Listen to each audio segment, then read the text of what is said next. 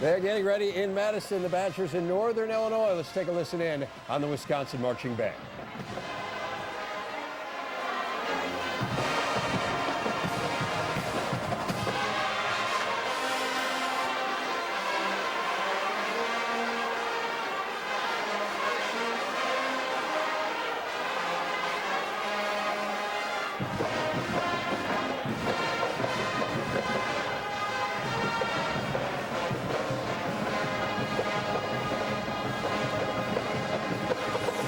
We will get many of you out to that game coming up momentarily on DirecTV Channel 220, Dish 439, ATTU verse 650. If you want to watch North Dakota State and Minnesota, 218, 440, or 643.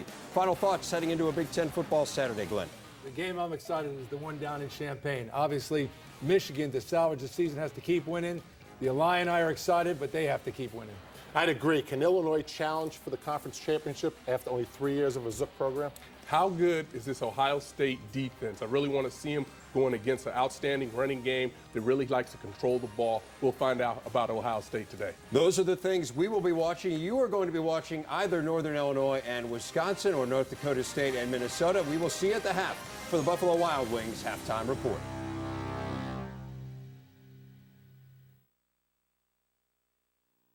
The Badgers are back in Madison, and the faithfuls rolling into town. Coach Brett Bielema looking to put a stop to his program's first two-game losing streak. And much will fall on the arm of senior quarterback Tyler Donovan. Camp Randall will be hopping today as the Badger Nation looks to jump back into the win column on a perfect day for football.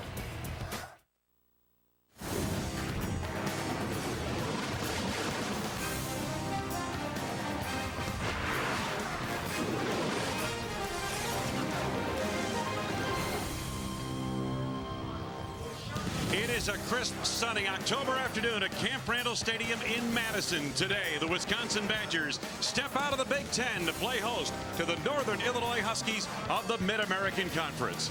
Hi, everybody. Wayne Larrabee along with Charles Davis. Carissa Thompson will join us on the sidelines. All the coaches here at Wisconsin kept saying this week, let's get back to basics. Let's run the football. That's their identity. They want to get back to playing what they call Wisconsin Badger football, and that means moving the ball on the ground with a talented tailback by the name of P.J. Hill. The National Freshman of the Year last year got off to a nice start this season before being slowed in recent weeks due to injury and the fact that Wisconsin's been behind in games early, so they've had to throw the ball more. But they want to get him the ball early and often in this ball game, and he'll get some help today. Lance Smith is another talented tailback who they've liked the way he's practiced recently. They want him to get some carries too. Northern Illinois under Joe Novak likes to run the football as well. They've had 8 1,000-yard rushers each of the last 8 seasons. Now you take a look at this season and you've got Justin Anderson, and he'll become the 9th barring injury. He has played very, very well for them, and it was unexpected. They thought he would be a third down back exclusively this year. A former quarterback in high school, still learning how to play the position, but so far the early returns say he understands what he needs to do from the tailback spot. Nearly 160 yards per game, and he gives them a real toughness at that position. Meanwhile, Wisconsin knows all about him, and DeAndre Levy, the fine linebacker of the Badgers, feels job one is containing Anderson. He's what makes our offense go. He catches the ball pretty well. I think he leads the team in receptions. You know, he's a good back, solid back, strong runner. Gets north to south pretty good. You know, we just got to come downhill and attack him at the line of scrimmage. The big home crowd awaiting the arrival of the Badgers, trying to snap a 2-game losing streak. The Wisconsin Badgers back at home taking on the Northern Illinois Huskies. Kickoff coming up next on the Big Ten Network. What is tough? You have to be here. And here come the Badgers.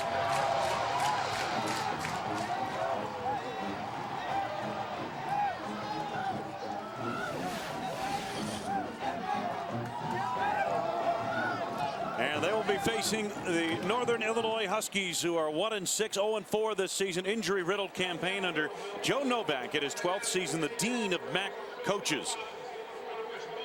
His teams have winning seasons 7 years in a row, and that's going to be stopped this year. Meanwhile, Brett Bielema, second season guiding the Badgers, coming off their first 2-game losing streak, and he's hoping to put an end to that here today. Let's get down to Carissa Thompson, our third member of our team.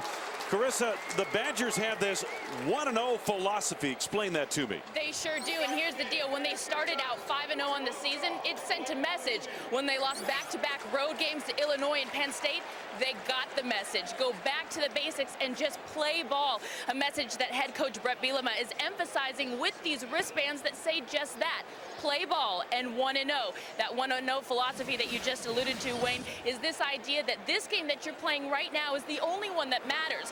Not Big Ten championships, not titles, and no rankings in any polls. But this game right now, to go 1-0 is all you got to focus on. Yeah, Carissa, you know, Brett Bielema has made reference to it all week that, you know, maybe our kids kind of lost focus. Got to 5-0, fifth-ranked team in the nation. You're talking national championship. Well, you got, you know, Illinois and Penn State coming up, and then Northern Illinois, and then you get back into the Big Ten award. So the kids may have lost focus on that. And what I like about it is Carissa, as you pointed out, Brett Bielema took the responsibility. Hey, that's my job to make sure they stay focused. Let's get back to it.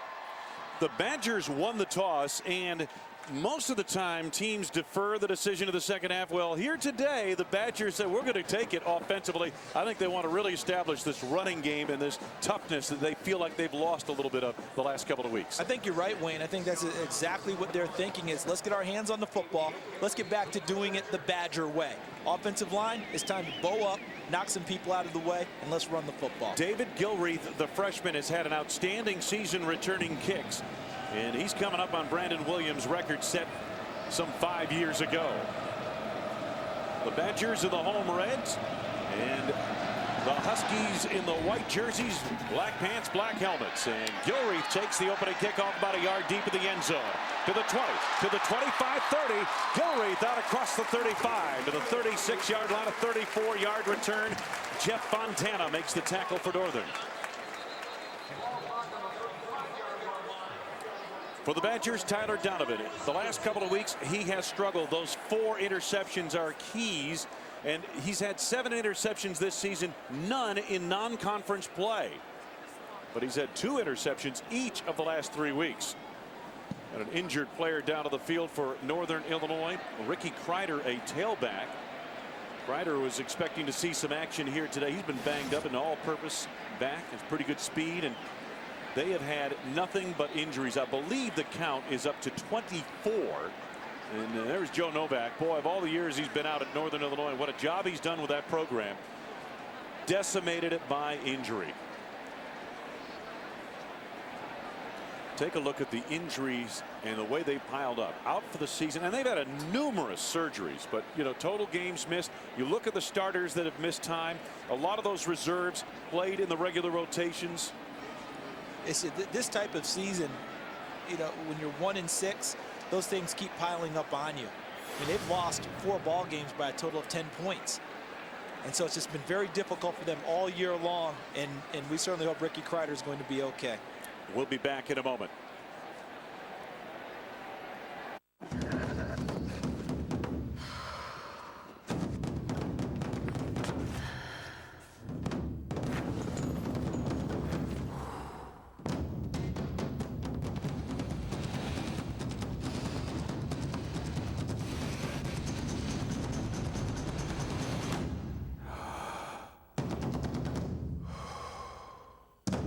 The Range Rover Sport, with complimentary scheduled maintenance. Visit your local Land Rover Center.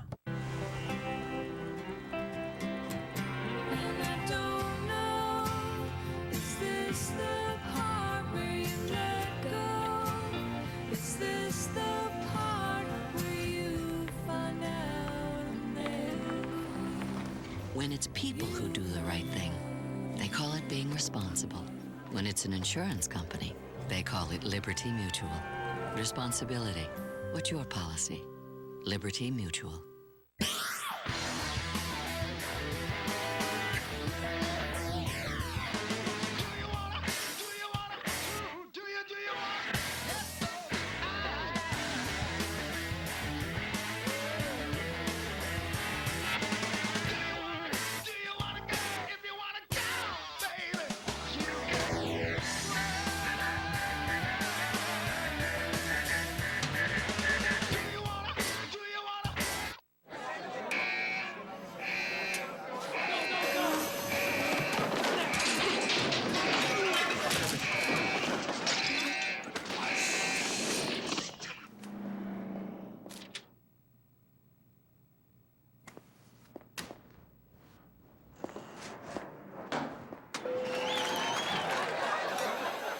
Wild Wings. You have to be here.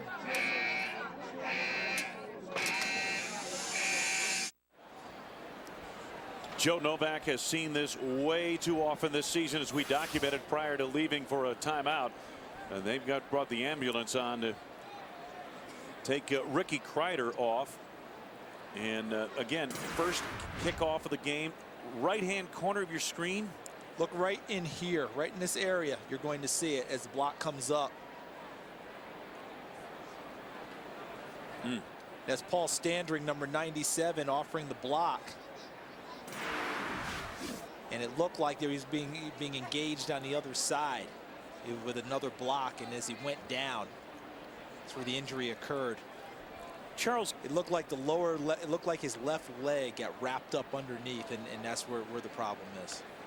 Give us the perspective from a player's standpoint when something like this happens and the game is held up like this. What goes through both sides? Number one, and you even hate to say it, but number one, the first thing you're trying to do is to kind of almost ignore it, because you still have to go play. You feel bad for your teammate, but you're like, I've still got to go play.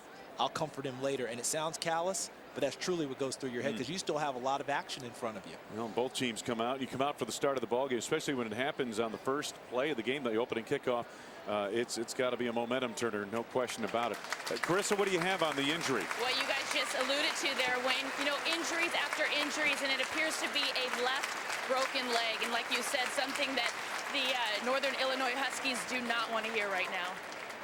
It's tough. As you get started with the game, the emotion as you step up, Carissa and Wayne, you know, you come running out of the tunnel. The first play of the game is the kickoff. You know, everything now gets released because it's kind of pent up for the week. And then this happens on the first play. So I think your question is an excellent one. How do you put that together, compartmentalize it as a player, and get that enthusiasm back that you came out of the tunnel with? Especially if you're Northern Illinois, because just last night, they found out that they have lost Alex Crutch, a starting defensive tackle, to a staph infection. Right. And backup defensive end John Hopkins was taken to the hospital with a leg injury. He won't play today. I mean, if you're Joe Novak, you know how they say nothing good happens after midnight, so if my phone rings as a head coach, you know it's going to be bad. For him, it's all hours of the day, and it's always an injury situation. It's been that kind of a year for his team. And Joe's got to be worried about the guys getting off the bus. Yeah, I mean just right now. That's the way season it's been for him. Brett Bielema went over during the timeout to talk with Joe and offer whatever assistance he could. And yeah, Barry Alvarez was out there, the athletic director here. He was out there talking with Joe Novak and Brett Bielema and checking on the young man too. A lot of concern for him as they take him off now, and you know, it's just been that kind of a year. A lot of crutches, a lot of slings on the side of Northern Illinois. Joe Novak travels the seniors. There's Coach Alvarez, the athletic director here now, the longtime super successful coach here at Wisconsin. But as a coach, he's empathetic to the whole thing. Oh, absolutely. You know, you're in this business long enough, you're going to have seasons like this, and that's what Joe Novak and Northern are going through. And again, the young man, for those of you who just joined us, it's not, from what we can understand, a paralysis type of situation. They wanted, though, however, to keep the leg immobilized, and that's why they brought the ambulance out and they put the air cast on him and that type of thing, and hopefully he'll be all right. He gets a nice round of applause. And deservedly so. And now for game perspective, if you're Wisconsin, it's probably even tougher for you right now, because it happened to the other team. You've been waiting around. How do you keep your focus and not say, hey, we've heard about all their injuries. That's another guy down. Wisconsin's focus can't be, hey, they're depleted, we should have an easy time today. They still need to go out and execute. And they start first down to the Wisconsin 35-yard line. Tyler Donovan at quarterback. And the first play from scrimmage, P.J. Hill for about 5 yards out to the 40-yard line. The skill position players, Kyle Jefferson, an outstanding freshman to watch for. Of course, Travis Beckham, one of the best pass-catching tight ends in college football. We talked to P.J. Hill. On the front line, Gabe Karimi is a very good-looking redshirt freshman. And his sister, Hannah, his older sister, a junior on the UW women's open weight crew team. And there's a look at P.J. Hill. Second down for Wisconsin, about 5 yards to go. And again, it's Hill trying to follow Presley, made a cut and gets about 4 yards. He's just short of the first down. Spencer Williamson made the stop. The Husky defense up on that defensive line. DJ Perkle wasn't expecting to play today, but he's in the lineup. Larry English is the guy to watch, all MAC conference performer. Solid linebackers. Larson playing in place of the injured Tim McCarthy in the middle of that defense. And there is the secondary. Alex Kuba very, very active in that secondary. And what's interesting, Wayne, is Kuba did not start today. Spencer Williamson got the start. So who knows what's going on with Northern Illinois. It's been injuries all year, but Kuba, who's one of the leading tacklers, did not start. On the handoff off the left side, and there's P.J. Hill for a first down. So first 3 plays from scrimmage, P.J. Hill runs.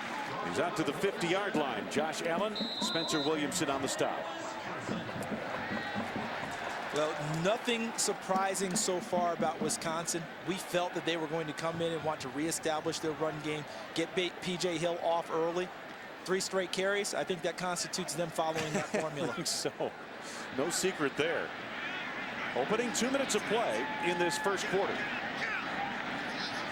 First down for Tyler Donovan. Donovan looking to the air. Lots of time. Checks it down to Presley, the fullback. And he's brought down. Zach Larson got a hit on the play, along with Corey Hansen, the other linebacker. If you're looking for another game on the Big Ten Network today, the other game would be North Dakota State at Minnesota. 2:18 on DirecTV, 4:40 on the dish, and 6:43 on AT&T. North Dakota State comes in ranked #1 in their division. An undefeated team that Craig Bowles taking in there. Last year they lost 10-9 at Minnesota. So another exciting game in the Big Ten. That's Travis Beckham, the tight end, in motion. And they're running it again to Hill, and this time the Huskies are waiting for him. Cut him off of the pass. It'll be third down coming up. Very little, if any, gain. Zach Larson, the middle linebacker, made the tackle. Coaches said Larson played well last week in that game against Western Michigan.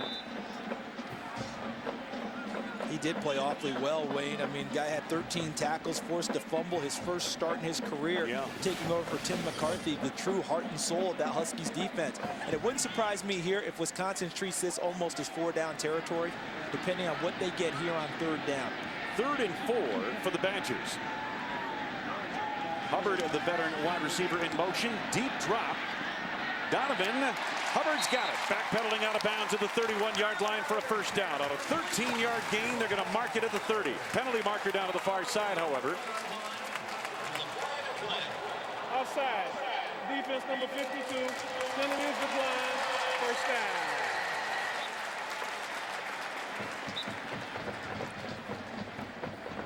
One thing about Northern Illinois, Wayne, is that despite all the injuries and challenges this year, they've held their discipline pretty well. Not very many penalties. This penalty's on Phil Brown, offsides, trying to get to the quarterback. But look at the pass protection afforded. Tyler Donovan able to step into the throw and welcome back Paul Hubbard, able to get back in the lineup after missing the last 5 games due to a knee injury. P.J. Brown running hard off left guard, and the safety's able to get over and collapse the lane. Zach Larson at middle linebacker in on that stop, along with Bradley Pruitt. I think the formula we're going to see out of Wisconsin is, of course, run the football. But they also want to get Tyler Donovan nice throws, so look for him to throw on non-traditional towns. The Suzuki keys to the game, Charles? Well, just in time for Northern Illinois, that's Justin Anderson. He needs to play very well at the tailback position for Wisconsin. Enough talk, enough chatter, enough speculation about the losing streak. It's time to just go out and play ball. This is the opening drive of the game. P.J. Hill trying to cut it back. And he ran right into Corey Hansen, the linebacker, who was filling on the backside as Hill tried to cut it. And it'll be a 3rd down again for Wisconsin, and about 5 yards to go. And you know what else has happened? The unfortunate injury to the young man from Northern Illinois is the crowd has really settled into low key since that time.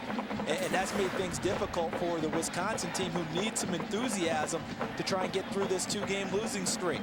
As P.J. Hill met at the line of scrimmage and knocked down, bringing up a 3rd and 5. So Wisconsin looking for a dynamic play on offense to try and bring this crowd back into the game. Travis Beckham in motion. Donovan over the middle, wide open. He's got his man Garrett Graham for the touchdown. 25-yard scoring strike. Garrett Graham running free on the post.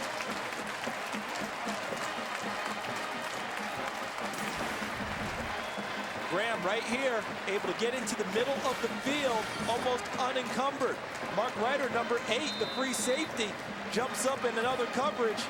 And Graham, an easy shot to the end zone, and Tyler Donovan does not miss an open opportunity. Melhaff's extra point is good, and the Wisconsin Badgers take the opening drive some 70 yards to pay dirt on a 25-yard touchdown pass to Garrett Graham.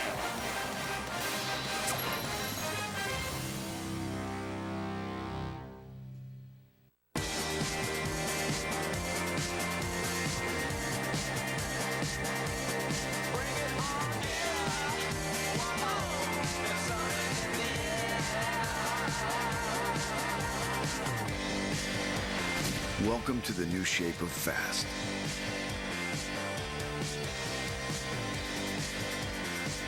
Introducing the new Pontiac G6 GXP Street Edition. Pontiac, designed for action. Hi, I'd like to apply for a home equity loan. Well, I'm all ears. What's your name? Rob Lee. All right, Bill, can I call you Willie? Emma, how about a cup of coffee for Frank here? Rob. I heard that. You married Ernesto? No. A little something for the missus. Here's your milkshake, Kenny. Rob. Other banks aren't always personal. I need you here, Teddy. U.S. Bank home equity loans are designed for you. Flexible terms, no closing costs, and a great rate. Apply online, in branch, or over the phone. U.S. Bank, 5-star service guaranteed. How many stars does your bank have? Bye, Murray. Rob. Big Ten Women's Volleyball. Every dig, every stuff, every spike. She puts it away. Really on fire here. See the best in the Big Ten compete all season long, only on the Big Ten Network. 11 Big Ten campuses. One show that covers them all. Thanks for dropping in on Big Ten tonight. Every night, go inside your school with unprecedented access on Big Ten Tonight. 1 full hour devoted to all the news of the day. In-depth highlights, analysis from our experts, interviews, features, and so much more. It's the show for all Big Ten fans. Big Ten Tonight, every night, only on the Big Ten Network. Can't keep up with all the Saturday action? He'll run away from everybody. Touchdown. Then catch up with Big Ten Extra Points. Every scoring play from every Big Ten game. Can he get away? Good move. Touchdown. The throw is caught for the touchdown. All in one show. To the end zone. Touchdown. This is absolutely unbelievable. Big Ten Extra Points. Monday nights, only on the Big Ten Network. This is the Big Ten Network. Wisconsin takes the opening kickoff the distance. The principal edge of the game. Charles, what do you have here? Well, it's real simple. When P.J. Hill rushes for 100 or more yards in a game this season, Wisconsin's undefeated. When he doesn't, they're 1-2. Thus far today, 6 carries for 20 yards. Melhaff's kickoff. Taking it down the sidelines for Northern Illinois. Good run back by Evans Adonis, and Northern Illinois gets good field position to start their drive. Let's go back to Dave Redson for an update from Chicago. In Minneapolis, Gophers breaking out a trick play early. Eric Decker to Ralph Spry, the freshman, into the end zone. 7-0 Minnesota, but North Dakota State coming right back. Tyler Roll, they'll call this a pass on the lateral. They'll also call it his 14th touchdown of the year. 77 yards. It's a 7-7 game at the Metrodome, Wayne. Charles Davis, you're right on top of it. North Dakota State's not going to be a pushover for Minnesota, doesn't appear. First play from scrimmage. Justin Anderson gets the call right back to the line of scrimmage, and that is it. Dan Nicholson, the junior, out of Brother Rice High School in Chicago. 79 players from the Chicagoland area on the Northern Illinois squad. They recruit heavily there, and they do very well in Chicago. Nicholson, one of those products. Second down for Northern Illinois, 10 yards to go.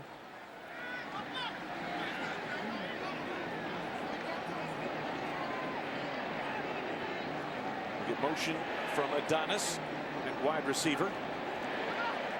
Nicholson looking to go over the top on the go pattern, trying to hit Simon down the sideline. Good coverage provided by Jack Ikequano. The skill position people, we talked of Justin Anderson in the open. Matt Simon is the downfield target. Greg Turner comes back from injury today, and that will certainly help.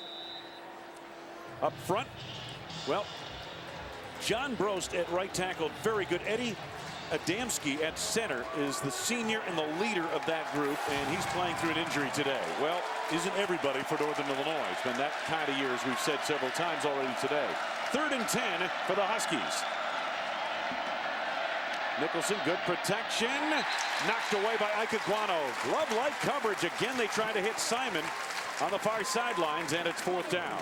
Really could not have been a better defensive possession for Wisconsin as they get started. They get right off the field on a 3rd down. Got their nickel look in. Look at the coverage by Ike Iguano out on the corner, knocking it away. 2nd time on that drive that he was in one-on-one coverage and won the battle. So Wisconsin had been worried about getting off the field on 3rd down, being successful. The first series of the game today, they got it done. Dick Benner in punt formation. That's David Gilreath back deep, averaging almost 10 yards per punt return. Penalty markers down here, and it looks like prior to the snap, false start, offense number 1. That's a 5-yard penalty. It remains 4th down. So the infraction on Anthony Mason. Mason is one of those special teams coverage gunners. There he is out on the flank, trying to get a quick start to cover the punt. Please reset the game clock to 9:16. By the way, while we have a moment, the injured running back Ricky Kreider, who was injured on the opening kickoff, the word we get, broken left leg. He's been taken to the UW hospital. We send all of our good wishes his way.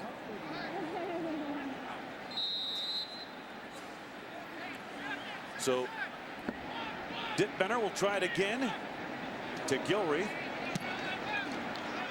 Gets good leverage into this punt. Gilreath retreats, straddling the 10. Straight ahead of the 15, 20. Splits a defender and able to spin his way across the 25 out to the 28-yard line. Let's get right back to Dave Rebson for an update.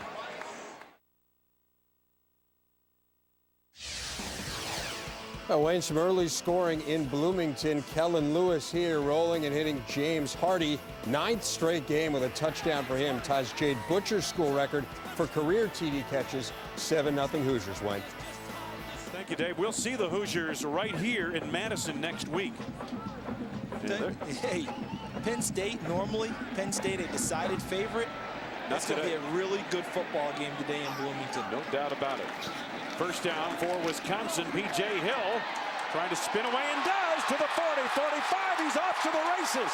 Nobody will catch him. To the 20, 15, 10, 5. Touchdown, P.J. Hill. 72 yards.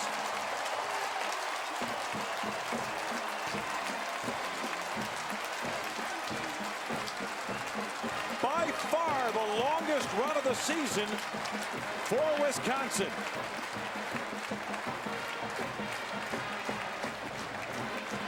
And they've done it, Wayne, with the same basic running play to start this game. The lead draw. And they ran it again for P.J. Hill. And this time, the movement in the hole twice for P.J. Hill to shake himself free. Talk about nimble and nifty. Words not normally associated with a back of his size and stature. Melham nails the extra point. Well, you talked about nimble with those quick feet.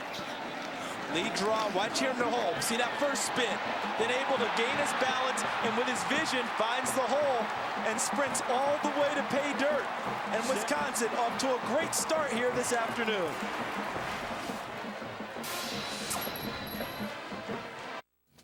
There's only one car company where America's #1 warranty comes standard on every car and SUV. With Suzuki, you're covered for 100,000 miles or 7 years. There's no deductible, and you can hand it off to the next owner. Check around. Nobody else has that combination. What does a really good warranty tell you about the vehicle? Everything. Suzuki. It's going to be a great ride.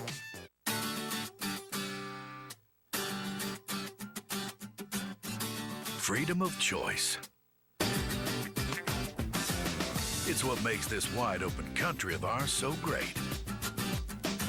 So whether you're into paved roads, dirt roads, or no roads, Toyo makes an open country tire that's just right for you, no matter where the road takes you.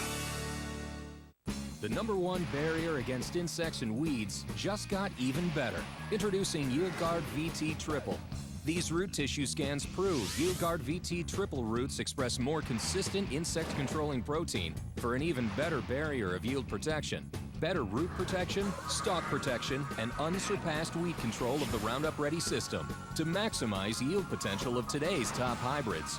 New YieldGuard VT Triple, the yield protection system. History is happening right now. The Colorado Rockies might be destiny's darlings. Have you seen them? They cannot lose right now, having won 21 of 22. Is it destiny? Fate? What an unbelievable run by this club. How far will they go? The Rockies are going to the World Series. Only one way to find out. There's only one World Series. There's only one Fall Classic. There's only one October. Well, Charles Davis, Wisconsin came in here on a 2-game losing streak. Brett Bielema could not have written a better script for the start of this game today. Yeah, not just a 2-game losing streak, but having a real attitude about it.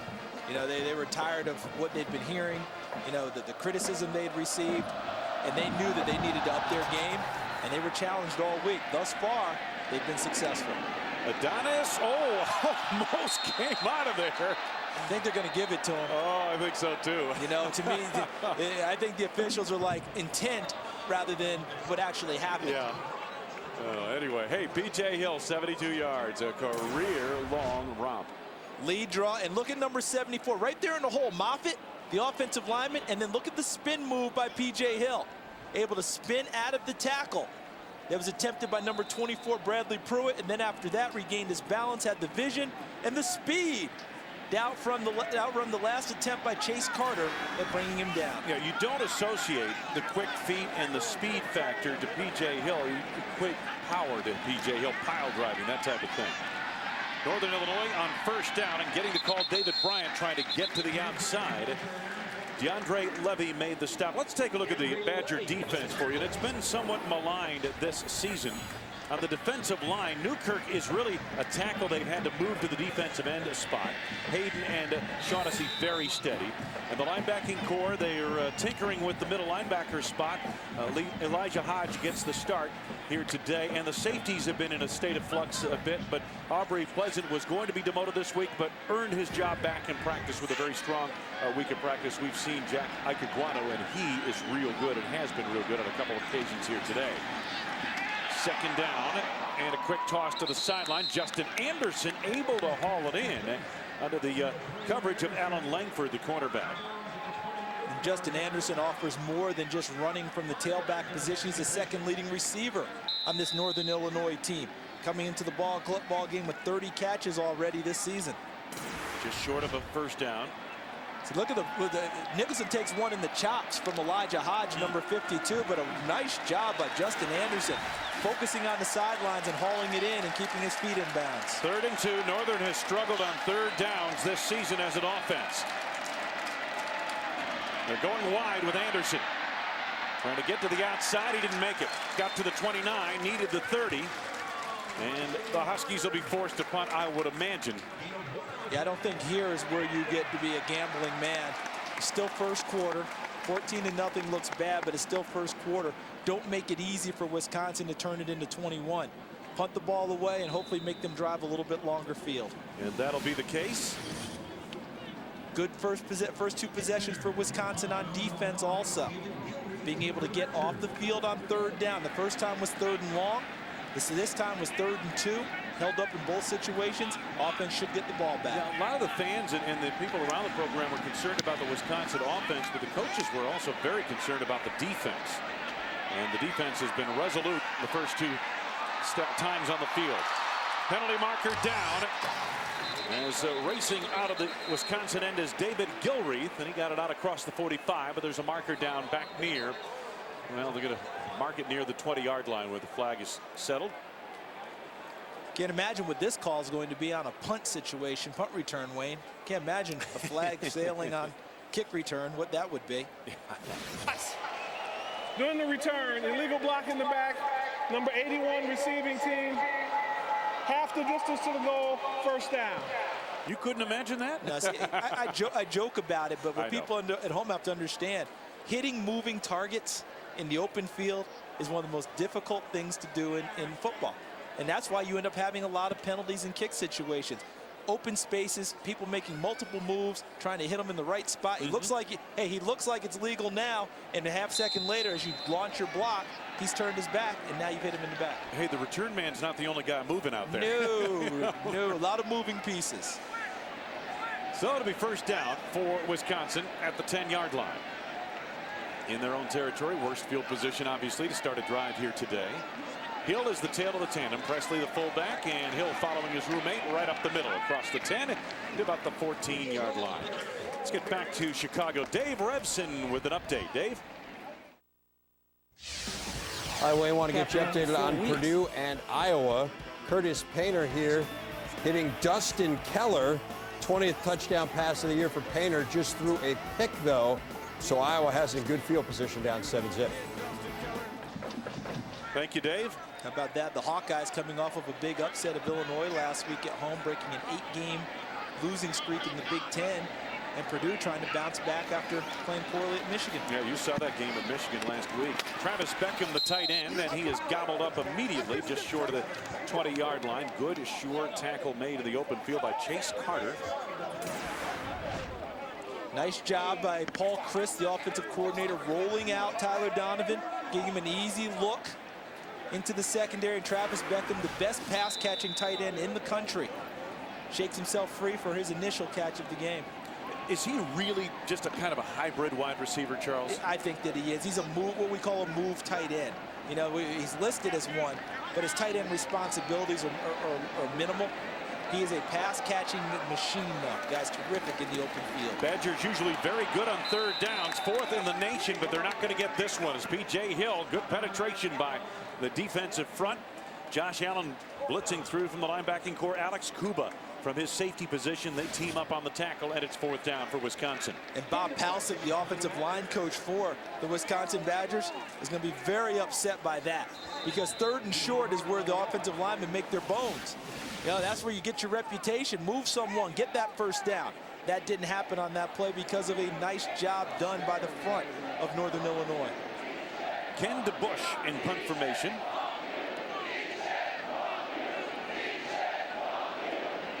Matt Simon back deep to receive.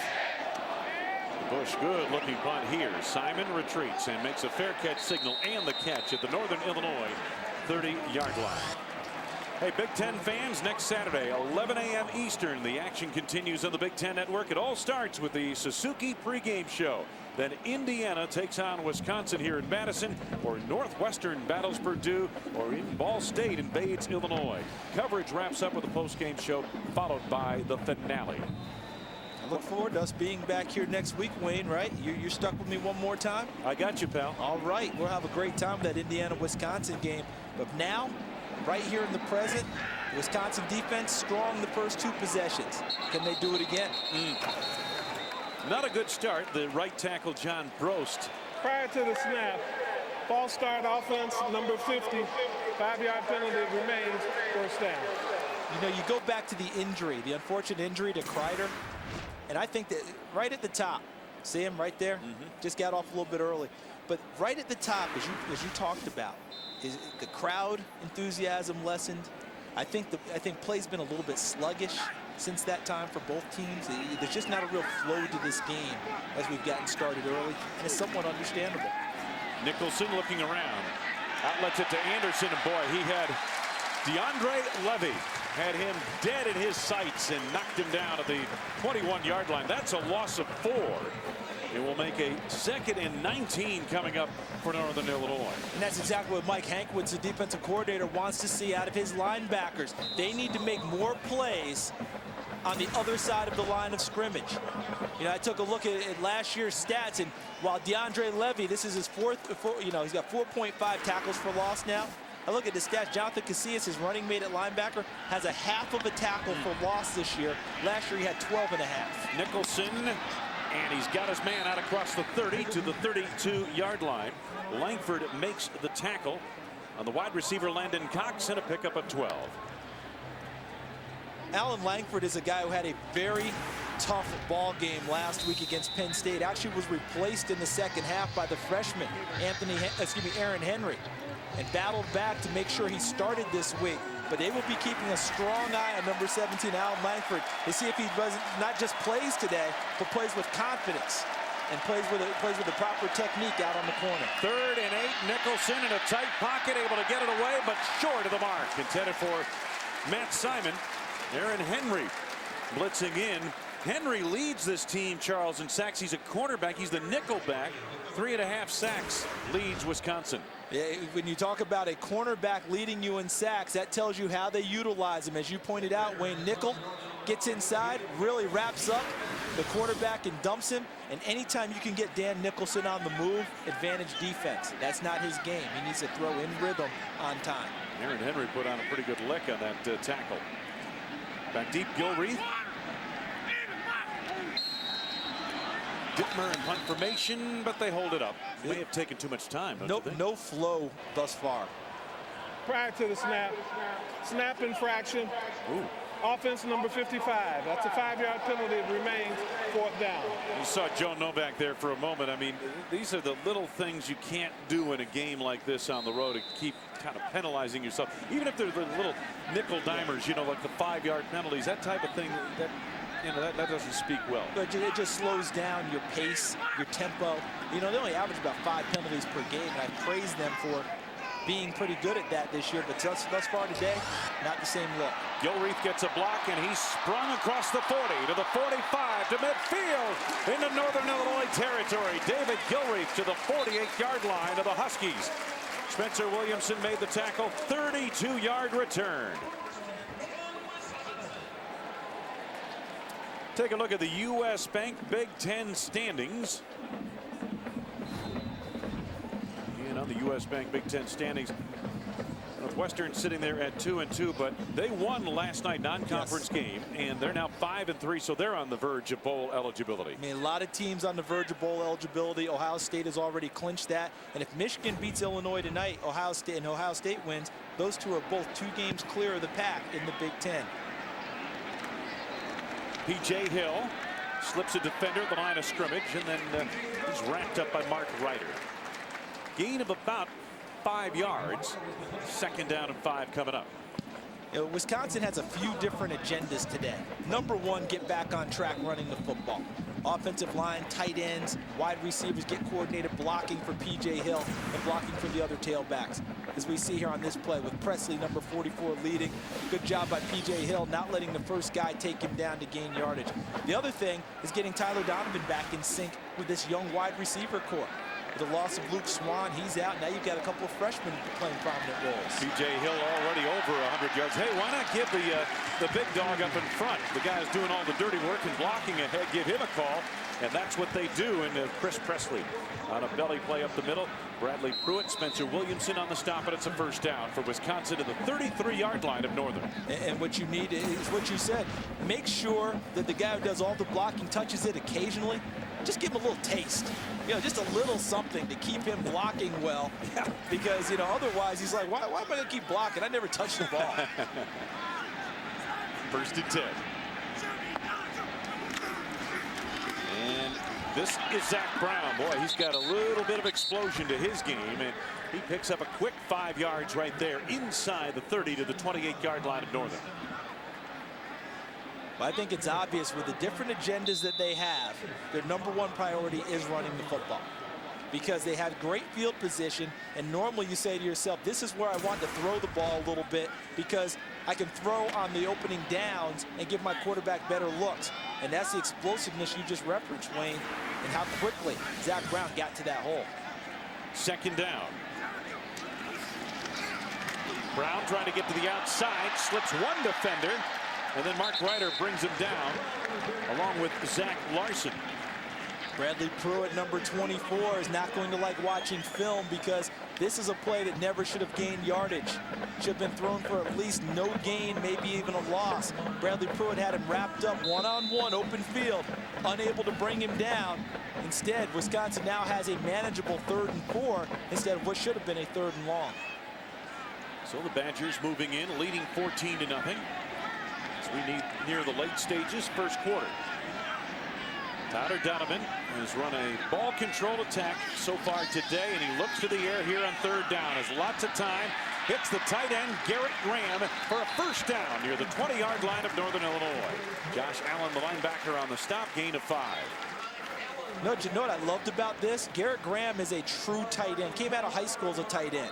Travis Beckham came out of high school as a linebacker. Mickey Turner was a fullback linebacker when he came out of high school. Andy Crooks was a former linebacker. And we see the channels where you can watch the other games today, which is North Dakota State at Minnesota. And you check it out, DirecTV, the Dish Network, and AT&T. So different spots to watch Big Ten football on the Big Ten Network. First and 10 for the Badgers at the 21-yard line of Northern Illinois.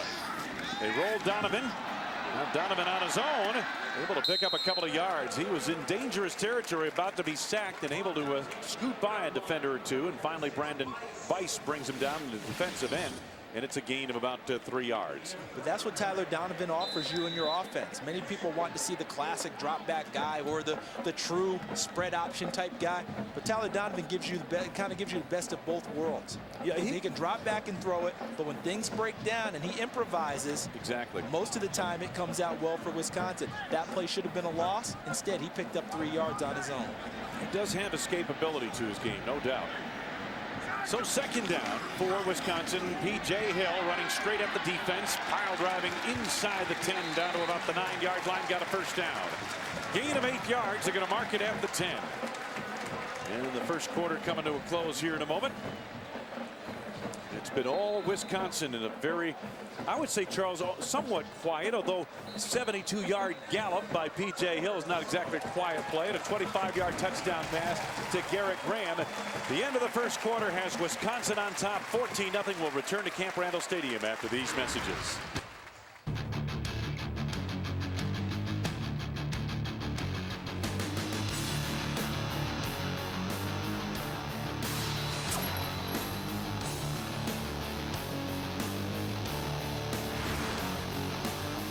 Big Ten fans, enter the BCS Bound for the Big Easy sweepstakes for your chance to win a trip to the 2008 All-State BCS National Championship game in New Orleans, an HDTV, or other great prizes. For more, log on to bcsbound.com.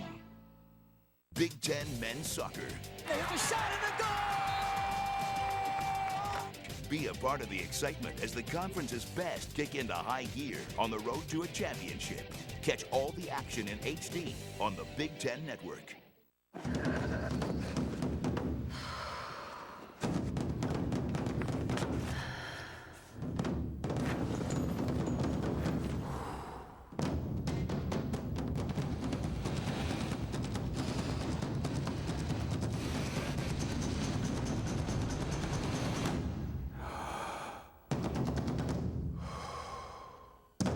The Range Rover Sport, with complimentary scheduled maintenance. Visit your local Land Rover Center. They're called tiendas, thousands of tiny storefronts across Central America that sell food and goods to millions.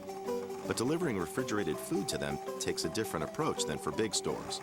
So Cargill built a creative distribution system, equipping salespeople with icebox scooters and handheld computers to call on the tiendas and deliver the small but essential inventory they need when they need it. This is how Cargill works with customers.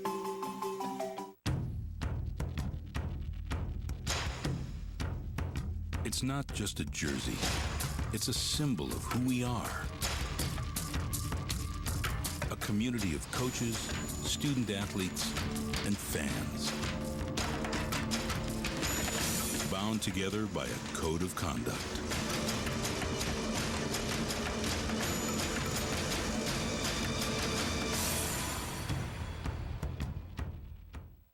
Next Saturday on the Big Ten Network, it's a pivotal conference showdown at Camp Randall when P.J. Hill and the Badgers square off with Kellen Lewis in Indiana. He's going to go all the way! Two of the Big Ten's best signal callers collide when Curtis Painter and the Boilermakers take on C.J. Boucher of Northwestern. Touchdown, Wildcats! Or Richard Mendenhall and the Illini host Ball State.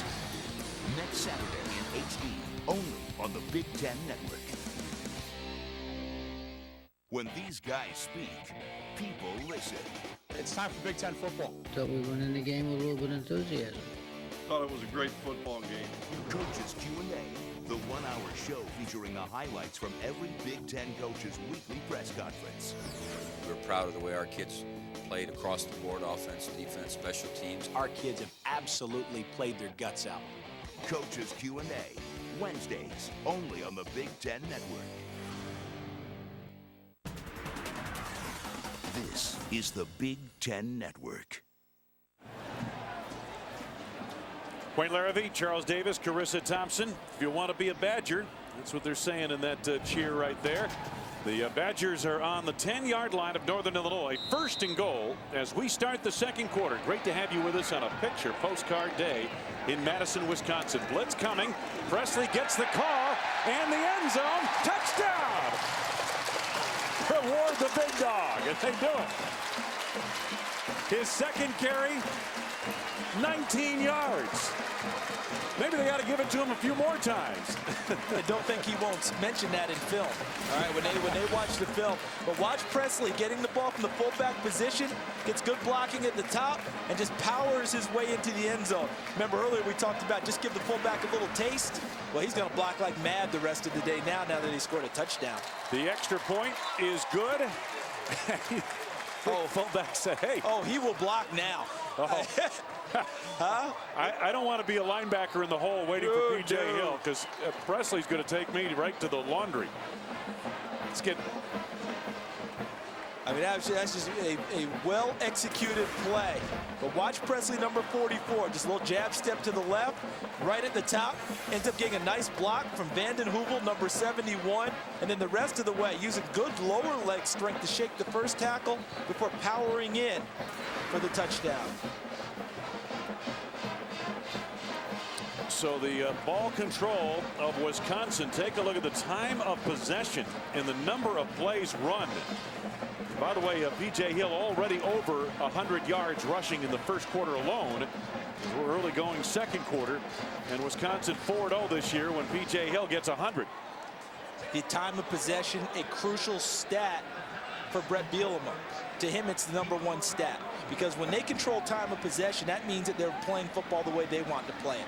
Chewing up the clock, using the running game, keeping the defense off the field. That's what he likes to see. Taylor Melhoff. Ball down. Ball down. I think it's a false start on the ball. Even the ball a little sluggish as we get this game going. Yes. Well, again, for those of you who joined us late, Northern Illinois suffered an injury. Their running back covering on a kick, Ricky Kreider, broke his left leg, and they took an ambulance out to the field, brought him to the UW hospital. And that held up action for about 10 minutes. Here's Melhoff's kickoff.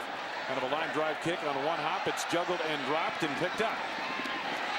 And out across the 20-yard line. Not much farther than that, Patrick George. Let's get back to Dave Rebson in Chicago for an update. Wayne, we have a considerably closer game in Minneapolis, North Dakota State, Minnesota. Steve Walker, Tyler Jan Gulet, 14-7 in favor of North Dakota State. Thank you, Dave. My goodness. Hey, that's not a game. We talked about it already. That's not a game that many people anticipated being a mismatch. Many people were wondering in this game if maybe North Dakota State might be the favorite. The Gophers have their work cut out for them today. Meanwhile, the Huskies have their work cut out, and once again, Justin Anderson gets the call for barely a yard. Back down to Carissa. Ability to get into the end zone could be in part to the fact that he's down in weight. You see, he spent 3 weeks in China with the business school on a field trip out there, and he lost nearly 20 pounds, you guys. He left weighing 264 and came back at 246. And here's the deal on that. His roommate, P.J. Hill. So I think it's safe to say he's put on a couple more lbs since being back. But either way, him and P.J. have done a nice job of getting into the end zone today. What's the deal? Didn't he like the food over there, or was he just eating healthy for a change? I'll tell you exactly what it was. Newkirk on the sack. Back to the 11-yard line, loss of 13. Yes, Carissa, finish up. Well, we'll get her comment. She was going to tell me what it was all about. Well, I'll tell you this. For Mike Newkirk, That sack could not have come at a better time. You know why? He's been struggling a little bit. A natural defensive tackle has had to play defensive end due to some injuries and some different adjustments that Wisconsin's had to make, and he's had to think more at defensive end, so he hadn't been able to turn it loose and just go after the quarterback. That play will help him loosen up. 3rd and long for Northern. They're only 30% for the season on 3rd down conversions. Nicholson screens it out. Anderson unable to get away. Excellent tackle made by Javery McFadden, a linebacker, and a loss of about 6.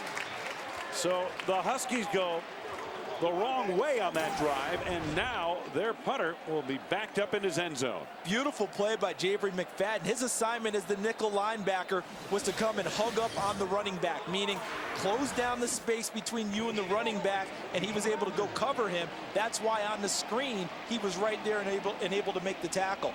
For Northern Illinois, exact worst thing that could happen blueprint on offense. 3 and outs, keep turning the ball over, and an already depleted defense has to keep going back on the field. Dick Benner gets his punt away. Gilreath, the freshman from the 41. Good cut there. He's into Husky territory and down the sidelines inside the 35 and roped out of bounds near the 33-yard line. 22-yard return, and the punter, Andy Dittbenner, able to get him out. Today, things are working very well. Nice block right here.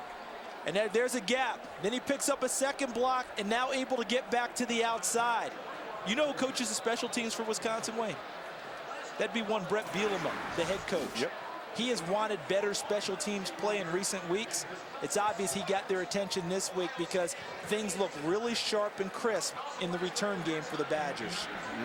You notice these good returns, and we're not seeing the flags. Exactly so right. Everybody's carrying out their assignment. Donovan dancing. Now he's on his own. A little stiff arm move there. He's taken out of bounds by Josh Allen. Quarterback stiff arms the linebacker. Isn't that a bit of an insult there, Charles? Yeah, but normally the stiff arm means the arm gets extended. He only got it a part way out because Josh Allen was really able to get into his body. But a nice try by Tyler Donovan trying to escape the hard-charging linebacker, number 9, Josh Allen. Yeah, this is not a Walter Payton stiff arm move here. See, he wanted to flush right initially, saw something he didn't like and came back left, but watch. See, not able to really get that stiff arm out and push him off. He missed his spot on that stiff arm, I think. 2nd down for Wisconsin. P.J. Hill. And Hill took a defender along for a ride inside the 25 to another 1st down. And that defender was Alex Kuba, the safety. 6-yard gain. 1st and 10 for Wisconsin inside the 25 at Northern Illinois at the 22. To follow up on Carissa's story about Chris Presley losing the weight in China. He needed to do that. He was coming back from a leg injury last year, wanted to get his quickness back. But he's back, and he and P.J. Hill as roommates. Now they can laugh at each other. They both have scored a touchdown today. But what a relationship with these two. Roommates. One's a lead blocker. The other guy's the glory guy getting most of the carries. 1st and 10. Lance Smith, and he's got some escapability. Inside the 15, close to the 1st down near the 12-yard line. Back to Dave Rebson in the studio for an update. Wayne, want to catch you up on the game between Penn State and Indiana. Anthony Morelli coming off a solid outing last week, hits Terrell Golden in the end zone. 7-6 as Penn State missed the extra point. Indiana still up 1. But Anthony Morelli getting off to a good start. That is so key for him and Penn State, especially on the road. Bodes well for them. 2nd down. Presley again. And he's shredding the defense straight ahead. His 3rd carry of the day down to the 9-yard line, gain of 4. Wayne, in this game thus far, Chris Presley has 3 times as many carries as he had for the season coming in. By my chart, he had 1 carry for 5 yards coming into today's game. You're right. 3 carries now, and he's already signaling. You know, he's telling them on the sideline, I feel pretty good today, Coach. Now he's telling him, I think I ought to be carrying. Maybe I ought to touch it just a little bit more. I got a good lather going here. Well, I'll tell you what's going to happen right here. That big guy's going to be leading for the tailback. And a little bit late maybe in getting the play in. Wisconsin takes a timeout. Timeout. Wisconsin. We've got a break. It's their first 2nd quarter, relatively early going 2nd quarter. Wisconsin on top.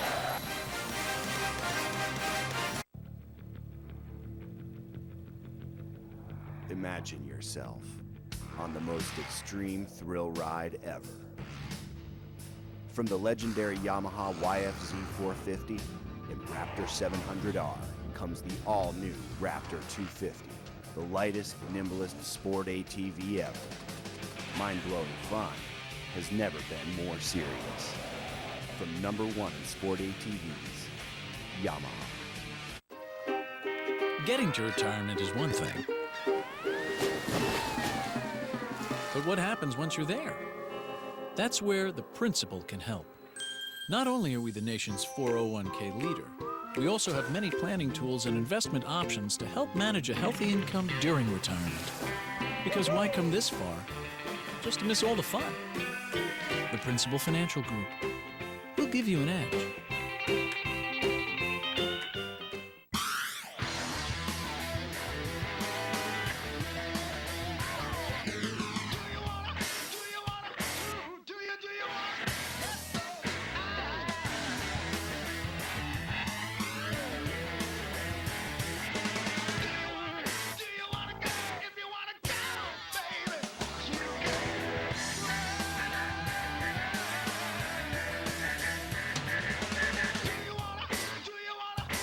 Jack Link's Beef Jerky presents Messin' with Sasquatch.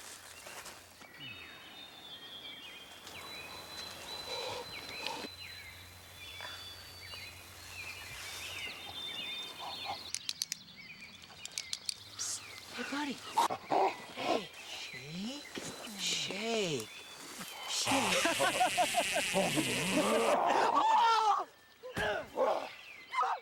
Jack Link's Jerky.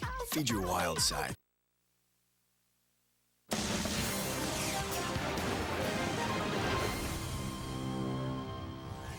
By the light of the moon, if you want to be a badger, just come along with me. By the bright, shiny light of the moon. By the light of the moon. By the light of the moon. By the bright, shiny light. They're having a good time. And this time of year, it'd be by the light of the harvest moon, right? Exactly. Especially these parts. They're harvesting. First down and goal to go at the 9-yard line of Northern Illinois. Wisconsin leading 21-0. Blitz coming. A run blitz, and Smith running away from it. To the end zone, untouched for the touchdown. Lance Smith, 9-yard touchdown run.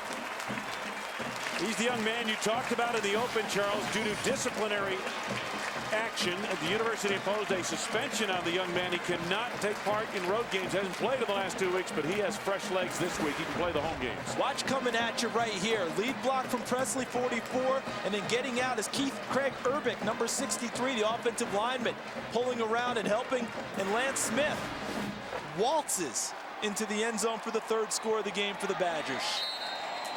Melham's 4th extra point of the game. The 4th score of the game. 28-0 Wisconsin, 2nd quarter in Madison. They're back on track.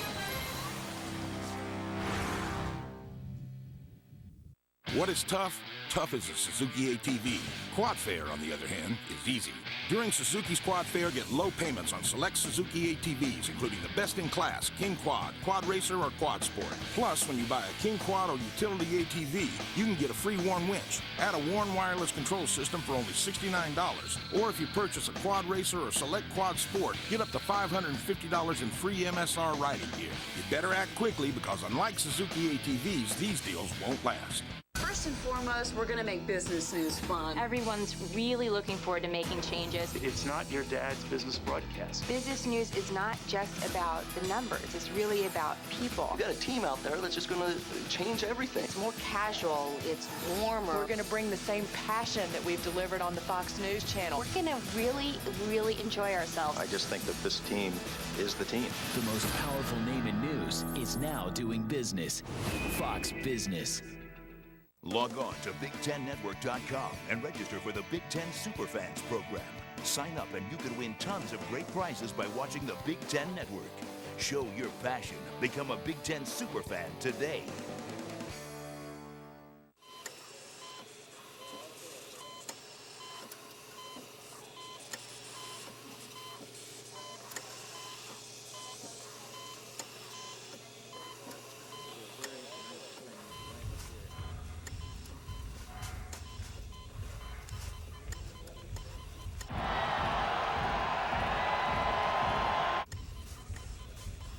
This is Big Ten country, and this is where it lives. The tradition, the emotion, the excitement. Can you believe that? Wow! Is coming. Over 130 games. Bullseye! It's good! He's the money player. One place to see it all.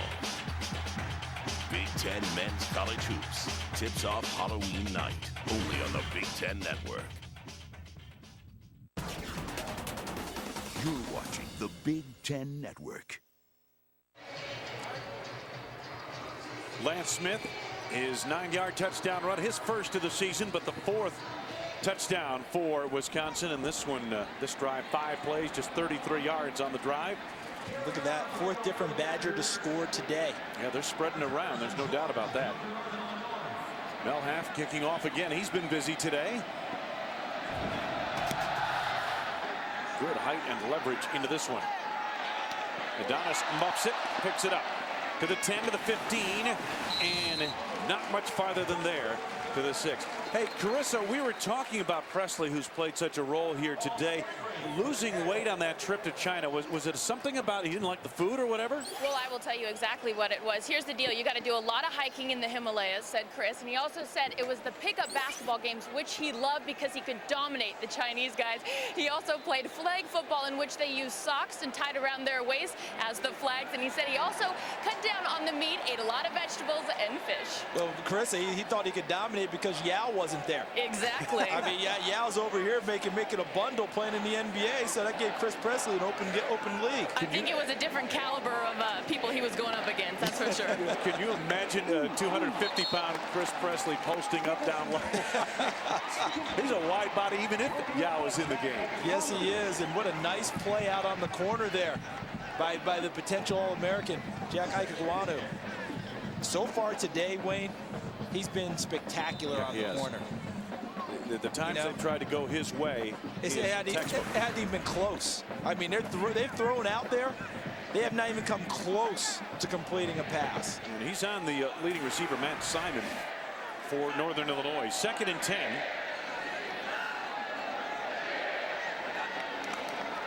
Nicholson, quick toss to the flank, and it's read beautifully again. Adonis, this time, Alan Langford, the quarterback, came up to make the hit. Loss of 1.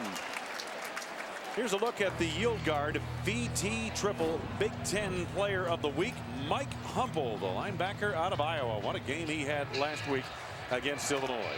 18 tackles. 2.5 behind the line of scrimmage. I mean, 18 tackles.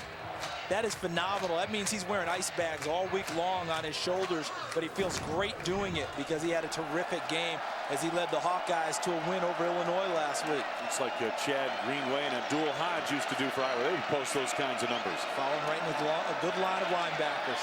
3rd and 11, everything short. Adonis trying to make something happen. Langford is right there, along with the freshman Aaron Henry. Boy, very sound in all phases of defense for Wisconsin so far today. Gain of 4 on that play. And they just ran a bunch formation, tried to send 2 guys downfield to back off the defense of Wisconsin, and threw short out wide. And Alan Langford was having none of it. Terrific right here. All right, this bunch. 2 down this way, guy running short. But Langford, number 17, watch him to the far left. He sees the play, stays underneath, makes sure of his positioning, and makes the tackle with help from Aaron Henry. And once again, Northern Illinois goes 3 and out. So guess who has to come right back onto the field? The defense. They're getting no break today. Fair catch signal made. Simon makes the catch. So Wisconsin again, good field position to start a drive. Leading 28-0 second quarter in Madison.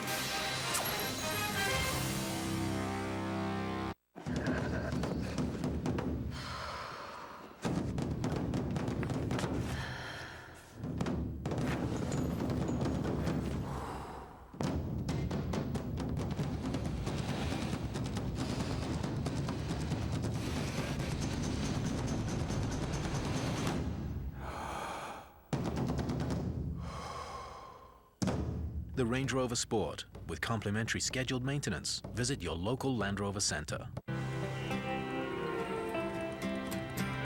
I don't know, is this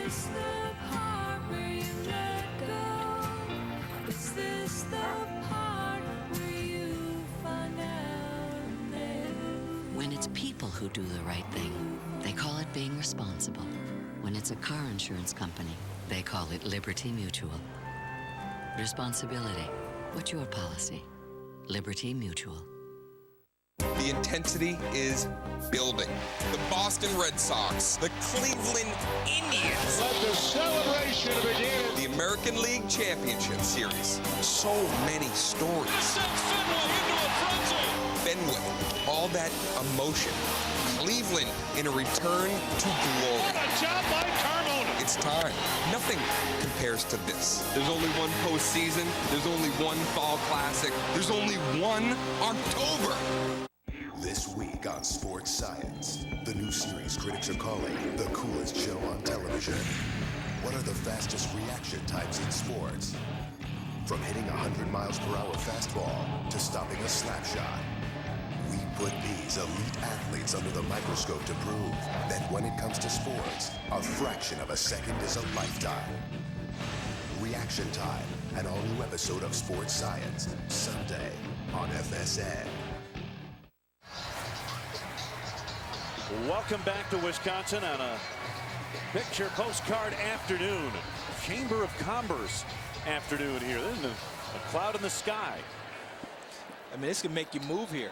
You know, it's that kind of a day. You go, this is just spectacular. The Husky dancing around and enjoying the day, but not the results on the scoreboard. P.J. Hill gets the call again, steps through the initial line of defense and gets out across the 50 to the 49-yard line.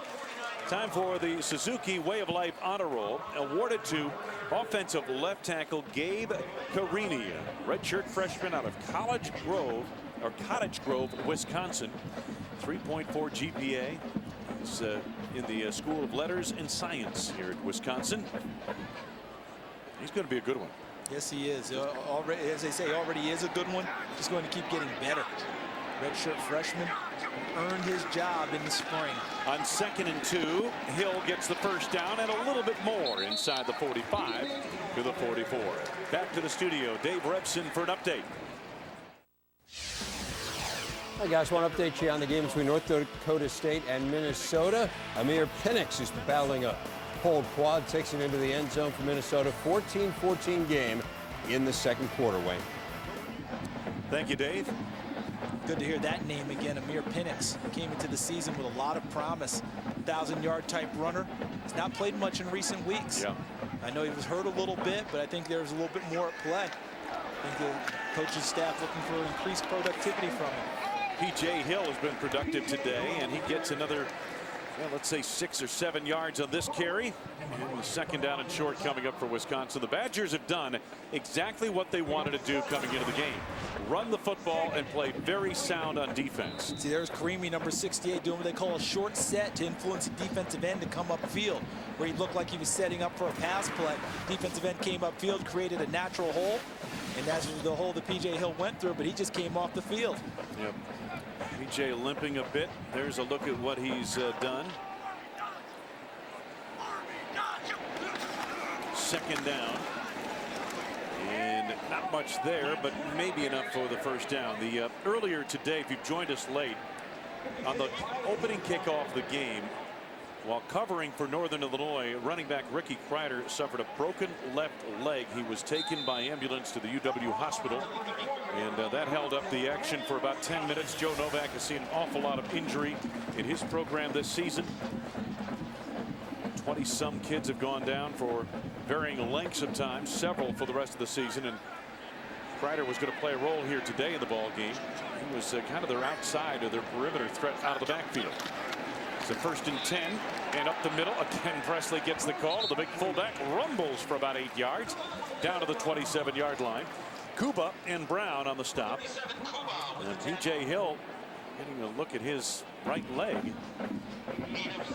Now, he came into the game a little banged up anyway, been nursing a sore groin, had a bad wrist, but they did say that this was his best week of practice in the last 2 or 3 weeks. But now he's gone down again, and if you take a look at the knee. I beg your pardon, his left knee on the right side of your screen, his left knee. And the heavy-duty work a tailback gets at Wisconsin, they're always going to be banged up and bruised, and I think that Wisconsin just jumped and moved a little. I think it's going to be Karimi, number 68. Prior to the snap, false start, offense, number 68. That's a 5-yard penalty. second down. One of the few mistakes made by the Badgers here today. What I'm finding interesting thus far in this game is that Paul Christ has the opportunity to throw the ball a little bit more and get these freshman wide receivers comfortable. Kyle Jefferson, who's played well thus far this year, but David Gilreath needs to get comfortable. He had a key drop against Penn State. Ball bounced off him, turned into an interception and points for Penn State. But he's elected not to really make those kind of strikes yet because he really wants to get the running game settled for Wisconsin. Paul was saying yesterday, it's who we are. Now they reverse it. Here comes Jefferson to the outside.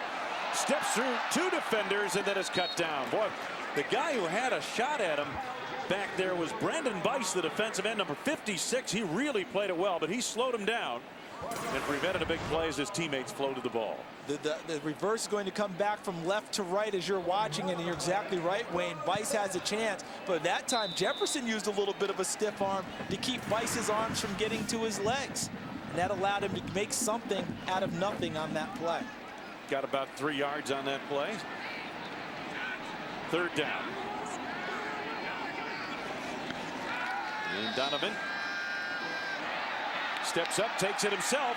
He's got the first down on the spin down near the 21-yard line. 10-yard run by Tyler Donovan. We talked about him. He's not your classic drop back passer. This kid can move a little bit when he has to, and that's exactly what he did. Could have saved himself a little wear and tear on this one, though, Wayne, because he had Kyle Jefferson on a shallow cross. Watch here. He just crosses right there, and you tell me how open he is. Well, the official had him pretty well covered, yeah, I thought. Official right there, he had him. But once he passed the official, could have saved himself a little bit. But Tyler Donovan, using his legs, gains the first down. Lance Smith trying to get to the outside, and Northern has it snuffed out pretty well. Larry English, the big defensive end. Zach Larson, the active middle linebacker, made the stop, and they're still working on that left leg of P.J. Hill right now. Looks like, you know, remember the old turf burns when you had the old rug, the AstroTurf? So they're cleaning out a wound there. So hopefully he'll be able to get back into action soon. This Lance Smith, his replacement, trying to find a place to run, but it was swallowed up quite well. Nice defense exhibited there by Larry English, number 51. Beckham, the tight end, in motion. 2nd and 11, and Tyler Donovan rolling that way. Beckham's open under the coverage, trying to make a couple of men miss. He did, but 2 more arrived on the scene, including that active middle linebacker, Zach Larson. Tim Mayerbach was also there. Gain of 7. Coming up at halftime, Buffalo Wild Wings halftime report. Dave Rebson and the boys will be in the studio. And Glenn Mason, former head coach at Minnesota, one of our analysts, is in this week. That's a treat. Yeah, you got 2 former head coaches in there. Howard Griffith, a Super Bowl guy. That's pretty good. That's pretty stout lineup. Not bad. Jerry DiNardo. Not bad at all. And I wouldn't doubt this is 2-down territory for Wisconsin. 3rd down. Yeah, you know, getting all set up for it. And Beckham had to go off his shoulder pad again. Now, he had a defender in front who may have screened him. Kuba on defense. Tranchatello, the linebacker, was in front of him. He may have screened him on that play. And I thought 2 down if they were going to run the ball twice there. But they decided to throw it. Tyler Donovan trying to find Kyle Jefferson, and that's a well-thrown football. But I think that, as you mentioned, Wayne, Kuba's hand may have taken it, it may have blunted his concentration and was unable to come down with the catch. So Melhaff for a 32-yard field goal attempt. And he's got it on its way right down the boulevard. So Wisconsin extends its lead here in the 2nd quarter. Badgers getting back on track, leading Northern Illinois 31-0. Is the new fuel-injected Yamaha Rhino 700 the world's most reliable workhorse? Or the ultimate off-road explorer? Yes.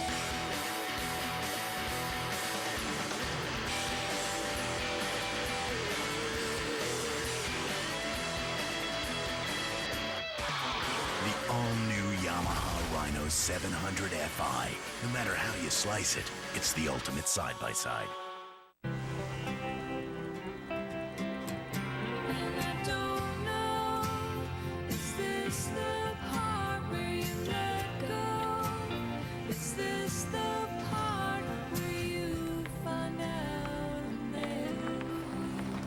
When it's people who do the right thing, they call it being responsible. When it's an insurance company, they call it Liberty Mutual. Responsibility. What's your policy? Liberty Mutual. Along with Carissa Thompson down on the sidelines and Charles Davis up here in the booth, I'm Wayne Larrabee. Great to have you with us on this beautiful, sunshiny October afternoon. P.J. Hill looks like he's going to be all right to come back, hopefully. He was shaken up earlier. There's a look at Wisconsin. Talk about very good efficiency. They've scored on all but one possession. Melhaff's kickoff into the end zone, and Adonis has no idea to come out of there with it this time. And so the Huskies will get it at their 20-yard line. This has been, Charles, we talked about this coming in, and what Brett Bielema wanted was a clean football game. You and I were talking yesterday coming in here that, you know, you really can't talk about style points when you talk about winning and losing football games, but style points may be important here today. It's the show for all Big Ten fans, featuring highlights, analysis, interviews, and much more. The Big Ten tonight, every night, right here on the Big Ten Network. And you're exactly right. I know that Wisconsin doesn't like to focus on style points, but they needed the type of half we've seen so far. Clean, efficient, things working the way they're supposed to work, so they walk out with increased confidence, getting ready for the rest of the Big Ten season. Justin Anderson has not been able to get started, and he gets back to the line of scrimmage and no further. And again, as we mentioned, very sharp on both sides of the ball for Wisconsin. P.J. Hill looks like he's heading back to the locker room early, but he's moving pretty well on that knee. Look at the defensive front for Wisconsin here. Nice job by number 91, Jason Chapman, holding the point of attack, creating not letting a crease be created for the running back. Nicholson under duress, and down he goes. He was able to get the ball away, incomplete. Newkirk once again pressuring the quarterback. Mike Newkirk, Charles, as you mentioned, he was a tackle prior to the season. He's playing end and playing it pretty well. Things are going very well for Wisconsin. You know, they came into this ball game. I think Larry English has 8.5 sacks for Northern Illinois himself. I think that he was like within a half a sack of the total sack number for Wisconsin coming into this ball game. So obviously they want more pressure. And we look at 5 possessions, no drive lasting over 3 plays. 1, 2, 3 kick, a little conga line offense for Northern Illinois. 3rd and 10. Nicholson, not quite sure who he's trying to get that to. It was almost picked away by the freshman Aaron Henry. I'm not sure if he was trying to get it downfield to Greg Turner or trying to hit Matt Simon on the crossing pattern, but it is 4th down. See, right now, Denny Dornbus, the defensive coordinator, is just saying, offense, can we get 1 first down, please, so my guys don't have to go right back out there? And you're right, Wayne, that pass just sailed on him. Aaron Henry became the intended receiver without being the intended receiver, just unable to come up with it. But this defense for Northern Illinois going right back on the field, and Brett Bielema loves to score right before the half. Less than 2 minutes to go. I'm sure that Paul Christ will go on the attack when they get the ball back. Gilreath. And again, they'll start inside Northern Territory. Gilreath inside the 35. My goodness, he's electric on those punt returns. He makes great decisions early on and then has the burst to act on those decisions. Hey, Big Ten fans, enter the BCS Bound for the Big Easy Sweepstakes for your chance to win a trip to the 2008 All-State BCS National Championship game in New Orleans, an HD TV or other great prizes. For more, log on to bcsbound.com. Well, we've seen Wisconsin run the ball this half. With less than 2 minutes to go, they can still do that. Minute 37 because they have 2 timeouts. But I know that Brett Bielema wants more points headed into the half, preferably a touchdown, of course. Let's see if Paul Christ goes on the attack here. Here's Donovan. And this one's intercepted. Pass was underthrown, intercepted by the linebacker, Corey Hansen. And Northern Illinois takes over at the 41-yard line. And that's an interception that Paul Christ is going to talk to Tyler Donovan and say, young man, why throw the ball here? Look at the pressure from English, 51. He disrupts the play by getting in the face of Tyler Donovan. So in that case, you pull it down and don't throw it. How about this for a stat, Wayne? 5 out of the last 6 interceptions that Tyler Donovan has thrown have come on first down plays. Yeah, Paul Chryst was talking about that. That means you're leaving plays out there. You're not running your full offense. You're putting your defense right back on the field. In this case, you're probably okay today. But in Big Ten action, that's not what you want. And a lot of times those interceptions happen deep in your territory and give the other side a short field. Now penalty marker down, holding up the action. Prior to the snap, false start, offense number 50. 5-yard penalty remains, first down. Yeah, that's Adamski, the starting center. Guy was a freshman All-American in 2006. Please reset the game clock to 1:29. Now, he came into today's game banged up a little bit. Didn't play the second half against Western Michigan due to a bad shoulder, so they were a little worried about that. But going back to the interception, let's make sure we give a little credit to Larry English, the defensive end. He disrupted that play and helped force it. And look at the offense for today. 4 yards total for Northern Illinois. 1st and 15. Over the middle, incomplete, intended for Adonis. And the Badgers had it pretty well covered. Once again on that coverage, Alan Langford and Aubrey Pleasant was also there. And looks like Javery McFadden, a linebacker, suffers a stinger here. He's going to come off, get some attention. Colmer St. Jean comes into the game, number 15, the backup middle linebacker. But the problem Northern Illinois really has, as we do get ready for the halftime, we'll look around the Big Ten and have highlights and stats. They don't have anyone who can push these defensive backs back, not enough speed. Here's Turner, and he's escorted to the chalk marks by Aaron Henry. That's a decent gain for Northern Illinois. And it sets up a 3rd down and 3 yards to go coming up. So pickup of 12 yards on that play. See, if I'm Mike Hankwitz, the defensive coordinator, I'm telling my defensive staff, my defensive backs, I don't want you retreating. I don't want you pushing back very quickly on pass plays. I want you to stay up in their face because I don't think they can run by us. So I want to make sure my coverage is tight, tight, tight at all times. 0 for 6 on 3rd downs today for Northern Illinois. That's Simon in motion. 3rd and 3. Quick toss to the flank. Turner's got it. Good short tackle made by Langford, but it's a 1st down. Alan Langford really struggled last week at Penn State. He was beaten for a touchdown pass and then had a holding call in the end zone. And he was the first player to look at the tape on Sunday. He beat the coaches into the office on Sunday to examine the tape of that game at Penn State. He's playing real well here today. And down goes Nicholson.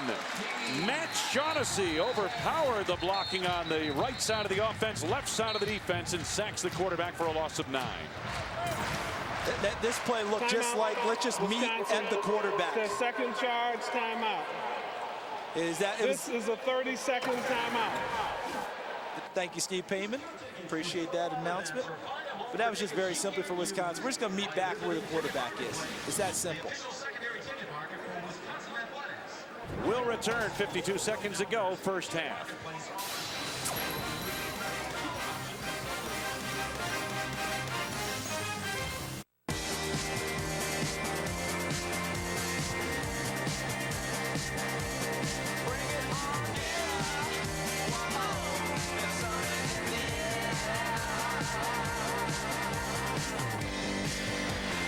Welcome to the new shape of fast.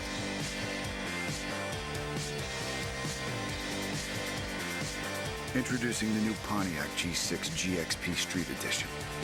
Pontiac, designed for action. Welcome back to Wisconsin just before halftime. Badgers on top 31-0. Northern Illinois trying to get into Wisconsin territory. They have had very little going for them offensively. They did gain a 1st down. Their first of the game, correct? On this drive, yep.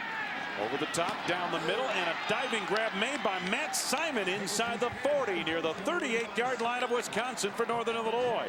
Jack Ikekwanu was the man they beat on that play. Beat the #1 cover guy with a very nicely run route by Matt Simon, number 85, as he breaks inside, and a well-thrown ball by Nicholson. Nicholson going down the sidelines for Turner, and it's intercepted. Tipped by Turner, and then intercepted in the deep secondary by Shane Carter. And that should do it for the 1st half. Penalty marker thrown late as Carter went out of bounds. Matter of fact, 2 penalty markers down. Yeah, it'll be a late hit on the sideline against Northern Illinois as the half runs out. Well, not yet. Still 28 seconds to go. But that increases field position. And let's see if they try and get one. After the play was over, it was a dead ball, personal foul on Northern Illinois. That's a 15-yard penalty from the end of the run. First down. Well, the penalties adding up and compounding the problems for Joe Novak and the Huskies. This ball's thrown behind the receiver. See that, where the receiver has to turn back into Shane Carter. So Turner never has a chance to make the catch. Carter does, and then at the end of the play, he's out of bounds clearly, and there's the big hit out of bounds. But now, so that tacks on 15 yards. There's the field positions. That penalty against number 88, Brandon Beal, normally a tight end. And he turned into a defender on that play. But that puts the ball in your midfield. Yep. If I'm Paul Christ, I say, Tyler Donovan, I want to see what you've got. Let's go. I'm going to bounce back, put the ball in your hands. Let's see if we can get something before the half's over. Well, he's got two good receivers to the bottom of your screen. And he's looking deep. Good protection, has to go short off the hands of the intended receiver that time. And that was the tight end Garrett Graham, who caught a 25-yard touchdown pass back in the first quarter. Looked like nice coverage by Corey Hansen, the linebacker underneath. He was on the spot. Even if Graham catches the ball, Hansen's able to put him down. So the coverage was good in the secondary, forcing Tyler Donovan to check down. But I don't think you stop now. 20 seconds on the clock. Keep flinging. Try and get something and go into the half feeling really, really good about yourself. Although it's already been a tremendous first half for the Badgers. Hubbard and Jefferson stacked at the bottom of your screen, and Donovan on the cross. He's got Jefferson. And Jefferson escapes out of bounds short of the first down on a gain of 7 yards to the 44-yard line of Northern Illinois. Bradley Pruitt chased him out. That's a freshman who's growing by leaps and bounds in front of us. I mean, you know, normal times, a lot of times a true freshman makes this catch, puts an extra move to try and gain additional yardage, but he understands the clock situation. Get out of bounds, save the time, give us another play. Very well done by Kyle Jefferson. Down to 13 seconds to go in the half. Zach Brown, the lone setback, and Donovan again to the air. Everybody out for a pass. Here's Jefferson. Oh, and he just did get to the sticks. Going to be close. That linebacker was closing in a hurry. Josh Allen. And boy, where they've got it spotted, he's short. He's short there, and now they make it a 58-yard field goal attempt. Somewhere in that neighborhood. I don't know if Milhaf has that kind of leg, and so now you think Hail Mary. Throw the ball up towards the end zone. His long is 51 yards this season. It's either throw it to the end zone or you throw a quick out, get out of bounds, or call your timeout and try and still kick a long field goal. Oh, they're asking for a measurement. Yeah, he's short. Yep.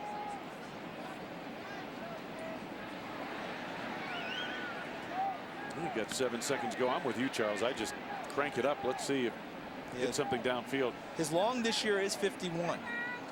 So he's got a pretty good leg, but to get a 51-yarder, you got to get the ball to about 32. It'd have to be something quick on an out if you're thinking field goal. If you're thinking last play, just throw it into the end zone. Maybe get a tip or something like that. Yeah, you got to get the ball to about the 34, 33-yard line to get him to that range that we're talking about. And again, 7 seconds left. Not a lot of time. It's one or the other. Either calling a design quick play, quickly thrown ball, or are you going to set up and fling it to the end zone? Badgers have 1 timeout remaining. Now 4th down. Donovan, the deep drop. He's going for it all into the end zone, and nobody home. Hubbard down the sidelines into the end zone, but pass well overthrown, and the first half comes to a close. All in all, no question the kind of half Brett Bielema was looking for, I would say, here today. The Badgers came out. They were sharp defensively, forcing 1, 2, 3 and out by the Huskies. And offensively, they ran the football effectively and scored on all but 2 possessions, or actually 3 possessions in that first half. I think they've accomplished the bulk of their goals thus far in this game. So on a picture postcard day, let's get down to Carissa down to the sidelines. Carissa? Coach, you told your team to go out here and just play ball. They've done that, been effective on both sides of the ball. What becomes the biggest challenge for you as a coach in a game like this for them to continue to play a clean game like what you wanted? Well, the big thing is they got to stay in it, play every play for what it is. We got to come out in the second half, score 0-0, and take the attitude and mentality. We're just out here to play ball, have some fun, run around. They're playing with a little bit of emotion, which makes a big difference in the game. Definitely go back to that 1-0 philosophy even in the second half. Shouldn't have ever get off it. There you go. All right. Thanks very much, Coach. Thank you, Carissa. Somebody better get some suntan lotion for Coach, don't you think? It's the end of the first half with the score. Wisconsin 31, Northern Illinois nothing. We'll be along with the Buffalo Wild Wings. Halftime report coming up after these messages on the Big Ten Network.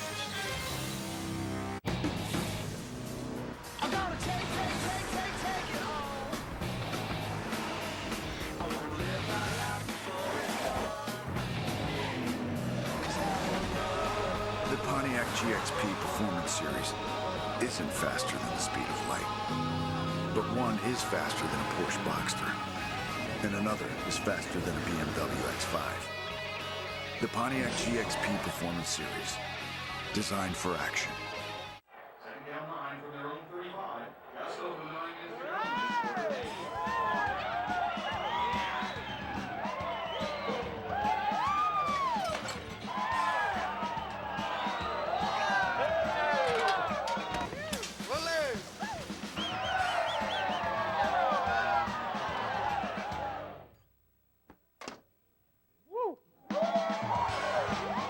Buffalo Wild Wings. You have to be here. The #1 barrier against insects and weeds just got even better. Introducing YieldGuard VT Triple. These root tissue scans prove YieldGuard VT Triple roots express more consistent insect-controlling protein for an even better barrier of yield protection. Better root protection, stalk protection, and unsurpassed weed control of the Roundup Ready system to maximize yield potential of today's top hybrids. New YieldGuard VT Triple, the yield protection system. Consider this. There's a public university that consistently ranks among the top in the number of Peace Corps volunteers and in the number of graduates serving as CEOs of Fortune 500 companies, whether they are leading corporations or changing the world. The next time you see people doing extraordinary things, they are probably Badgers. The University of Wisconsin-Madison. Forward thinking.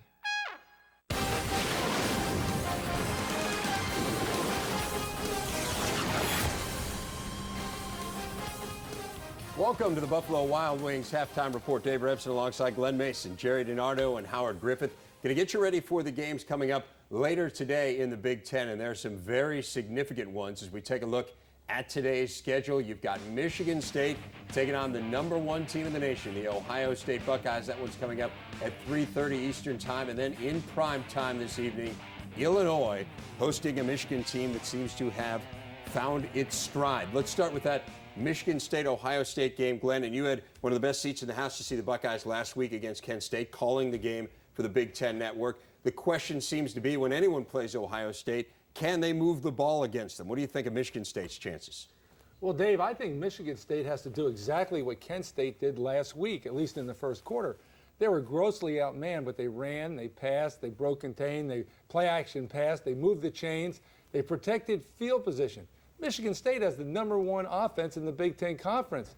But, Jerry, Ohio State's only given up 4 touchdowns the whole year. And I think the only place that Michigan State really can get the ball moving is on 1st and 10. Michigan State has proven they can run or throw the ball on 1st and 10. They've done both. They've run more than they've thrown at some games. They've passed more than they've thrown at some games. And they've been balanced in some games.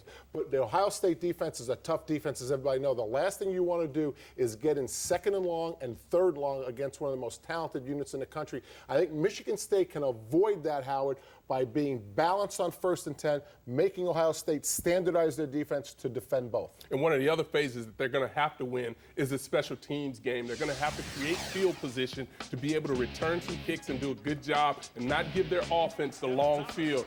Devin Thomas does an outstanding job of returning kicks for them. They will need him not only on offense, but particularly in special teams on kick returns to give their offense a shorter field, something that will really help this team, because you don't want to try to go 80, 90 yards against this Ohio State defense. It's going to be tough to do.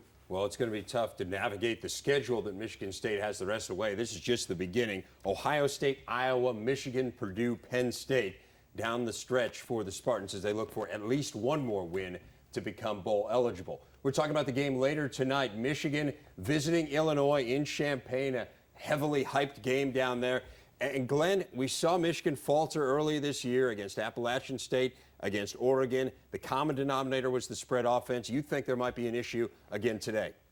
I do, Dave. I think it's all about Michigan's defense. They've struggled against the spread. Appalachian State, Oregon, even Eastern Michigan. They really struggle against an offense that has a quarterback that has the ability to run the football, and Juice Williams can do exactly that. You know, it's hard to understand because they've got great athletes on the Michigan defense, and they also have a propensity to start slow in games. Jerry, they better bring their A game to Champaign. Yeah, I think they have to bring their A game, but not for the same reason that you say. I don't believe this is the spread offense. I believe this is an offense with a mobile quarterback who struggles throwing the ball. And as a result, I believe that Michigan can set their defense heavy against the run, maybe even take some chances that they wouldn't ordinarily take against a team that can throw the ball. So I don't really see this as much of a spread attack as an option attack with a quarterback who has struggled. Perhaps it'll change today, but who has struggled in the past throwing the football, Howard. Well, for Illinois, what they have to do a better job of really blocking on the perimeter. The wide receivers and the fullbacks and tight ends have to be able to block the cornerbacks and the safeties. That's one of the things they did a poor job of last week. They have to get better if they want to move the ball on the ground against this Michigan defense. Do you think Zook, when he was recruiting Arias Ben, talked about blocking? Do you think he did that? Yeah, you know what? But if you go somewhere else, you'll have to block. And he gets in there, he's blocking, running, he's doing it all. Do have an outstanding freshman year. Plenty more to come. The Buffalo Wild Wings halftime report rolls on.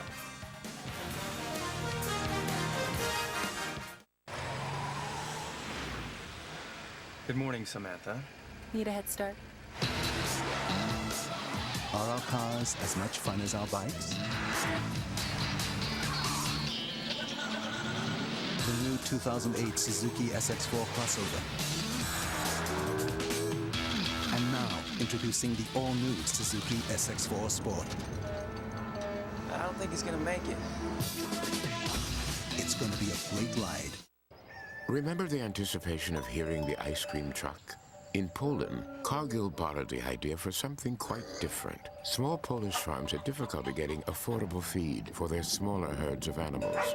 So Cargill created a way to bring the feed directly to them on musical delivery trucks, selling a few bags per visit. Keeping the small farmers competitive and their animals happier. This is how Cargill works with customers. Just one ride on the Yamaha Grizzly 700 Fi with power steering, and you won't ride anything else. That's because it's the world's first ATV ever with fuel injection and power steering. For a ride so comfortable, you have to feel it to believe it. The Grizzly 700 Fi. One ride, and you won't be comfortable riding anything else. Now get a free 2-year factory warranty plus $400 Warn winch for just $69.95.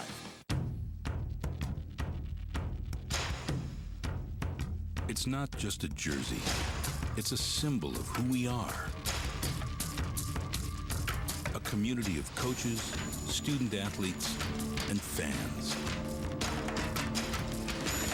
Bound together by a code of conduct.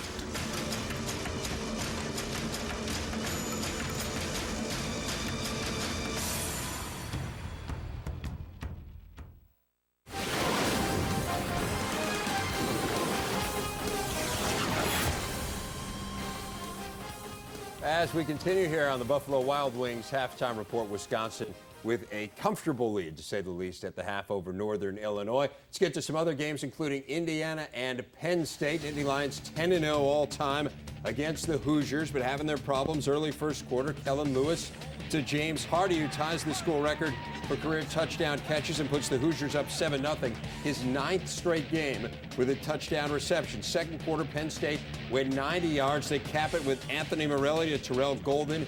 Missed the extra point, though, so it's 7-6. Evan Royster, part of this run game that has really gotten going for Penn State the last couple weeks. It's 14-13 Hoosiers. And then right before the half, Morelli, who settled down after kind of a shaky start, hits Jordan Norwood for the 12-yard touchdown, 20-14 in favor of Penn State at the half. That's where it stands. Morelli, 18 of 22, 157 yards so far in the game. Kellen Lewis, 14 of 22 for 194 and 2 touchdowns, but has not been able to do much through the run game. And Howard, your thoughts on a pretty interesting first half there in Bloomington. Well, it has been. Defensively, Penn State has made Indiana one-dimensional. Kellen Lewis is throwing the football, but he's got to be able to get a running game established. Right now, Penn State has 3 sacks, so Indiana's going to have to get some more offense out of that running back position. Yeah, 3 things jump out at me. Morelli came back after a really bad interception, bad decision. It looks like Penn State's starting to get their run game going. Tom Bradley has pressured Indiana the first half. I think he'll do it at least the same amount the second half. Jerry, I agree with you. I think that the game plan that Tom Bradley has is excellent. They've taken Kellen Lewis's legs out of the game. He can't beat Penn State with his arm. The late score right before the half has to really hurt the Indiana players mentally. Oh, yeah, this is an Indiana team that has just 3 rushing yards in the first half, and they depend, as you said, Coach, on Lewis for so much of their rushing, and he has not been a factor on the ground in the first half. He's thrown the ball exceptionally well. Iowa and Purdue, we check out the action from West Lafayette. Boilers needing a bounce-back game, and they've gotten it so far. Curtis Painter to Dustin Keller, and the tight end continues his excellent season, 14-yard touchdown. Purdue leads it 7-0. Then late in the second quarter, it's Painter to his favorite target, Dorian Bryant, 20th touchdown pass of the year for Curtis Painter. Remember, he didn't throw any last week as Purdue struggled mightily on offense against Michigan, but on top 14-3. In this one, they have gone to the half in West Lafayette. Painter 15 of 27, 142 yards. Jake Christensen just 8 of 22 for Iowa. They continue to have offensive problems. North Dakota State and Minnesota. Eric Decker, apparently he's a lefty. Bison didn't know that either. 7-0 in favor of the Gophers. He hits Ralph Spry there. Still early first quarter. Tyler Roll. We're going to call this a run, whatever you call it. It is mighty impressive. 77-yard touchdown for Roll. North Dakota State, the #1 team in the nation in 1AA. In a 7-7 game with the Gophers, Amir Penix, who's been battling a quad injury, puts it into the end zone for Minnesota. That made it 14-14, but it's 17-14 now in favor of the Bison, thanks in large part to Roll. The numbers are phenomenal. Tyler Roll, 200 rushing yards in the first half. Northern Illinois and Wisconsin. First quarter, Wisconsin on top 7-0. P.J. Hill. How about this run? 72 yards. He is gone for the touchdown. Some people sitting here thought this would be a close game. DiNardo. 15 carries, $135 for Hill in the first half. And then it's Lance Smith, home game for the Badgers. So Lance Smith is suited up. Remember, suspended for all their road games. 211 rushing yards for Wisconsin in the first half. -13 for Northern Illinois. Slight discrepancy in the rushing yards. 31-0 in favor of the Badgers. So what do you think so far, Howard? You're eyeing Coach. You look like you're ready to go off. DiNardo doesn't deserve to comment on this one. You know what? This Wisconsin team is finally bouncing back, getting some things going offensively. P.J. Hill doing an outstanding job of running the football. You saw a nice run by him there. They just have to continue doing that. And just how close is this game going to be, Coach? I thought it would be a little bit closer, but I do want you to know that Northern Illinois has held Wisconsin to 71 yards passing. Nice job. They can run until the cows come home. 71 yards passing. That's shutting down. Let's get Bielema on the phone and let him know, okay? You know, we talked about a get-well game. That's what Wisconsin needed. Well, you know, Northern Illinois needs a get-well game. It's not going to come today. No, their whole team needs to get well. I mean, to their credit, the injuries are just astounding how many Northern Illinois players have gone down this year. Joe Novak has had some very good teams historically. This is not one of them. 31-0 Badgers at the half. Enjoy the second half. We'll see you after the game for our post-game report. Big Ten Football Saturday. This is absolutely unbelievable. The legendary coaching. The Heisman Trophy winner.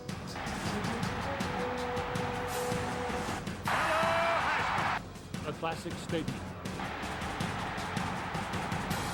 And the biggest rival. This is Big Ten country. This is where it lives.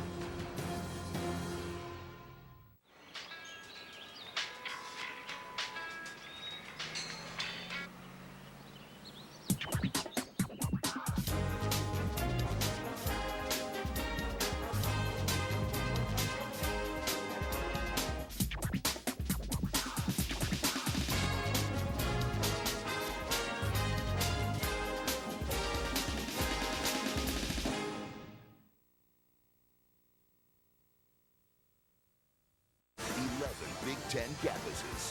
One show that covers them all. Thanks for dropping in on Big Ten Tonight. Every night, go inside your school with unprecedented access on Big Ten Tonight. 1 full hour devoted to all the news of the day.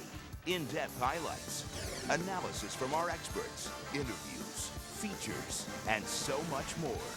It's the show for all Big Ten fans. Big Ten Tonight, every night, only on the Big Ten Network.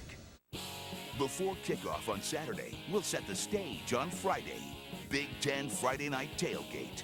Join host Mike Hall to find out what's happening on campus as your school preps for the big game. Our goal is to show you everything surrounding the games each weekend. Get up-to-the-second reports and see campuses battle it out to determine who really has the best football atmosphere. Big Ten Friday Night Tailgate, every week at 8 Eastern, 7 Central, only on the Big Ten Network. You're watching the Big Ten Network. Sun-splashed, red-clad students here at Wisconsin on a beautiful afternoon for college football. The Badgers on top 31-0. Wayne Larrabee, Charles Davis, Carissa Thompson with us on the sidelines. Charles, you know, the Badgers got back to business in this game. Right from the get-go, their first 3 plays from scrimmage were running plays, and they took off from there. It's their identity. We talked about that at the top of the show. That's what Wisconsin does. Sure. And they wanted to get back to that in a big way because P.J. Hill's carries have been reduced the last 2 weeks because they've been behind on the scoreboard in games, so they've had to throw it more. But today, they established a run right from the beginning. Chris Presley, his roommate, terrific job as a lead blocker, and P.J. Hill has 135 yards at the half. And how about the defense? Very efficient here today. Yeah, people have been worried about the defense because they haven't taken the ball away from very many people. They've only forced 5 turnovers all year long. Today, they picked up a turnover in the first half, but they were so efficient getting off the field. Usually 3 and out for Northern Illinois. I think they had 1 first down and 31 yards, I believe, in total offense in the first half. The Wisconsin defense, terrific. And the Badgers at halftime own a 31-0 lead over the Northern Illinois Huskies. We'll be back. What is tough? Tough is a Suzuki ATV. Quad Fare, on the other hand, is easy. During Suzuki's Quad Fare, get low payments on select Suzuki ATVs, including the best-in-class King Quad, Quad Racer, or Quad Sport. Plus, when you buy a King Quad or utility ATV, you can get a free Warn winch. Add a Warn wireless control system for only $69. Or if you purchase a Quad Racer or select Quad Sport, get up to $550 in free MSR riding gear. You better act quickly because unlike Suzuki ATVs, these deals won't last. So, what kind of financial help are you looking for? Maybe you need insurance to help protect you. Benefits to help your business reach new heights. Or a retirement plan to invest for the future. Then again, maybe there's someone who can help with all of those things. The Principal Financial Group will give you an edge.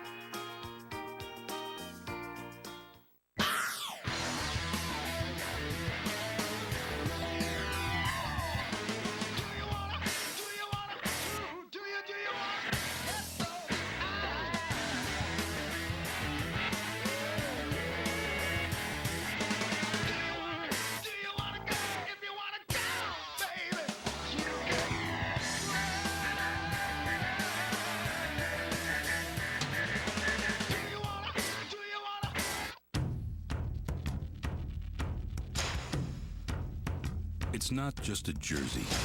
It's a symbol of who we are. A community of coaches, student athletes, and fans. Bound together by a code of conduct.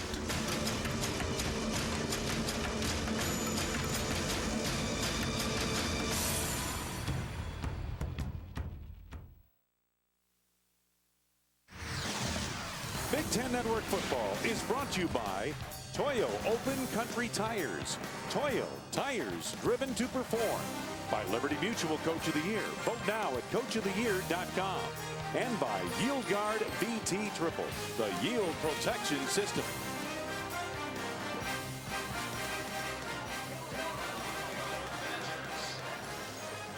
Welcome back to the state capital of Wisconsin, Madison, Wisconsin. Camp Randall Stadium on the campus of the University of Wisconsin. And the Badgers in command. They will kick it away to the Huskies to start the second half. Twin safeties back deep. Adonis has been doing most of the work on the left side of your screen. Just a picture postcard afternoon. Good leverage into this kick. Adonis shades his eyes for a moment, and he's coming out of there with it. Out across the 15 to the 20. Able to spin away, gives up some ground, and then is captured short of the 20-yard line. Good coverage by the Badgers. And Northern Illinois will start inside its 20-yard line once again with a 1st and 10. They were unable to get much going at all offensively in that first half of play. Matter of fact, they hardly got up a lather, running only 24 offensive plays. And there's a look at their possessions. So a lot of 1, 2, 3 and outs until the end of the first half. Quarterback in the lineup for Northern Illinois, Ryan Morris. He's a sophomore out of Carroll Stream, Illinois. Morris played last week for the injured Dan Nicholson. We have no word on any kind of an injury this week on Nicholson. They maybe just want to get Morris some work again here. And Justin Anderson struggled to get off the mark in that first half of play. Yeah, just 1 yard on 4 carries, gets about 5 yards there. Let's take a look again, revisit the Suzuki keys to the game, Charles. Well, we thought for Northern Illinois, Justin Anderson, who just had that last carry, would have to carry them. Unable to do so in the first half. In Wisconsin, enough of the talk, enough of the speculation, enough of what was going wrong. Just go play. And that's what they've done. 5 scores in 7 possessions. Shut them down totally on defense. They have to feel a whole lot better about themselves right now. Anderson finding some running room here, gets a 1st down. Oh, block play out to the 29-yard line, just short of the 30, gain of 6. And it's a pleasure to have with us on this picture postcard afternoon a guy who's very popular in not just Wisconsin, but in Nebraska as well. Barry Alvarez, the athletic director of the University of Wisconsin. Let's not go there. Okay. There's been enough talk of that, I guess, this week. You know, Coach, the challenge for this Wisconsin team as they set their attention forward to the second half, I would guess, would just be interest in making sure they continue to play the enthusiasm they showed in the first half.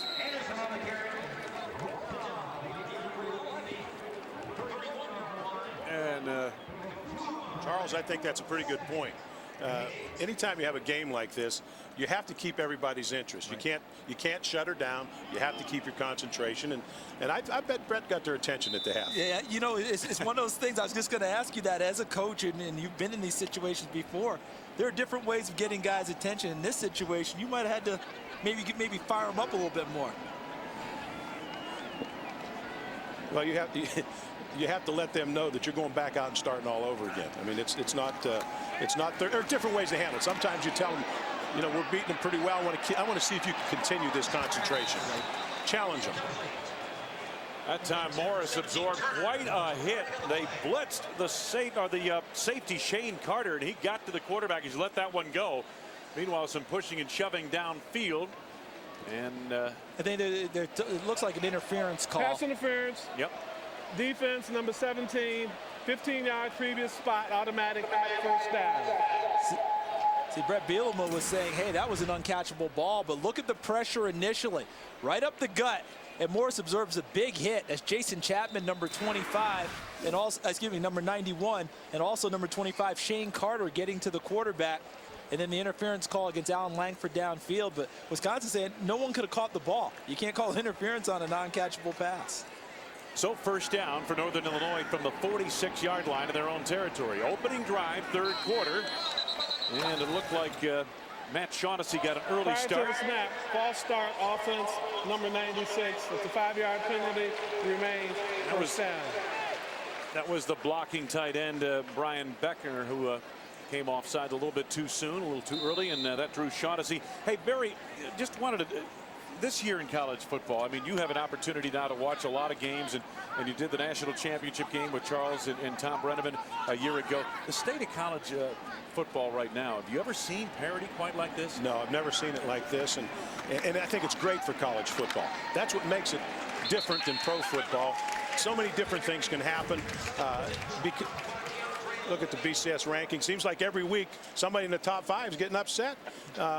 You know, the matchups create problems for different people. See, we already had that, right, Coach? There's USF getting beat on Thursday night. You talk about someone in the top 5. That's our first one of the week. Boston College is safe this week, though, because they don't play. Bye won't get them. Bye won't get them this week.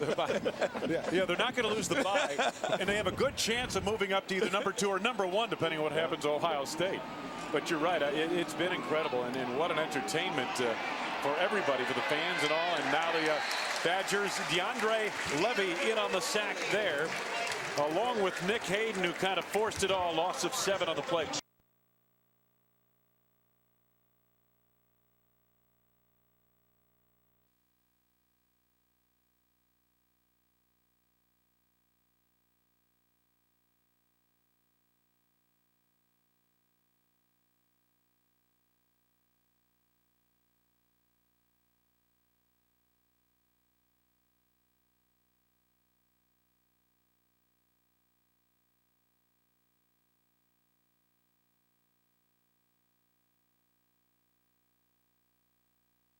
Boston College is safe this week, though, because they don't play.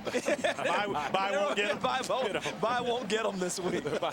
Yeah, they're not going to lose the bye, and they have a good chance of moving up to either number 2 or number 1, depending on what happens to Ohio State. But you're right, it's been incredible, and what an entertainment for everybody, for the fans and all. And now the Badgers, DeAndre Levy in on the sack there, along with Nick Hayden, who kind of forced it all. Loss of 7 on the play.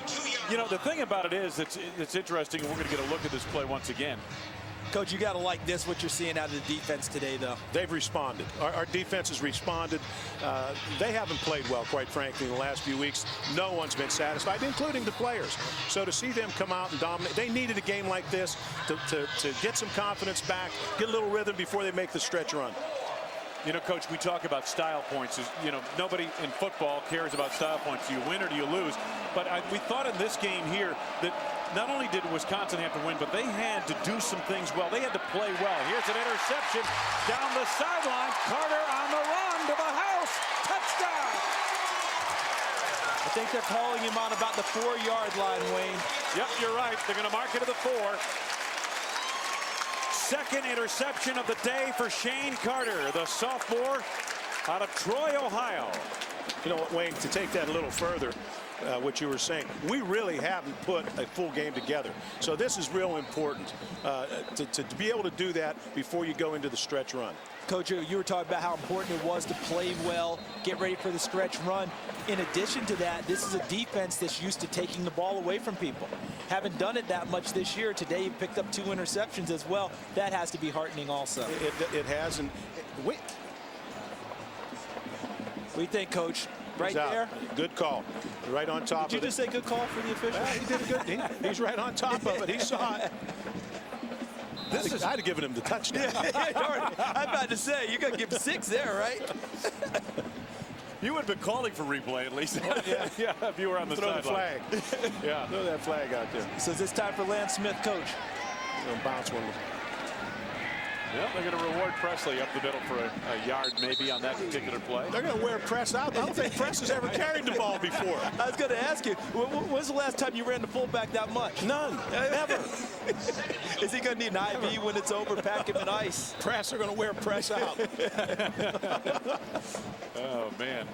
Well, P.J. Hill went off at halftime, and it looked like he's going to be okay. And he just went back into the game now, and it looked like they were tending to a cut. Oh, no, that isn't Pete.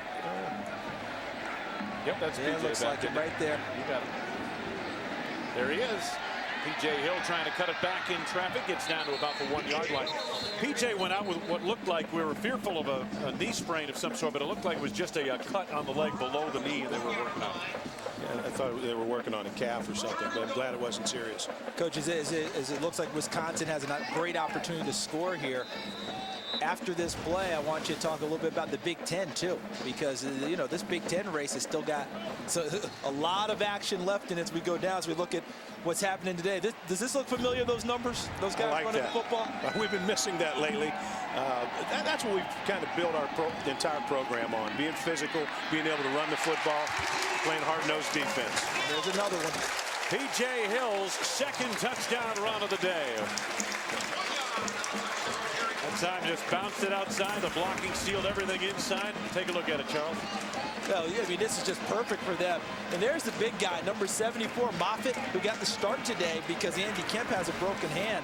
It's got to be good for his confidence. Get into a game like this, have a chance to handle the guy across from him, pull and move, lead on guys. That's really good for him. He showed a lot of mobility. That's difficult to get those 300-pounders to turn that corner tight, and that's exactly what he did. I like what I saw on that. Taylor Melhouse. Extra point is good. Joe Novak and the Huskies up against it here today. The Badgers are right on their game.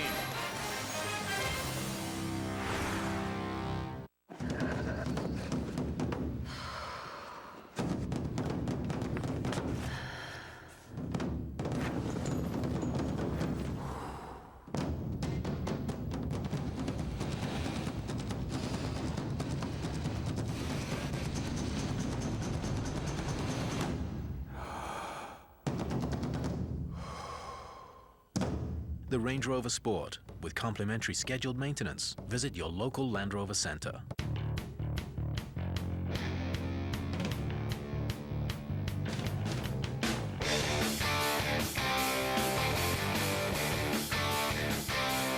Introducing the fastest accelerating, most agile side-by-side in the world. The new Ranger RZR. The wait is over. Razor sharp side-by-side performance. See it up close at your local Polaris Ranger dealer. The #1 barrier against insects and weeds just got even better. Introducing YieldGuard VT Triple. These root tissue scans prove YieldGuard VT Triple roots express more consistent insect-controlling protein for an even better barrier of yield protection.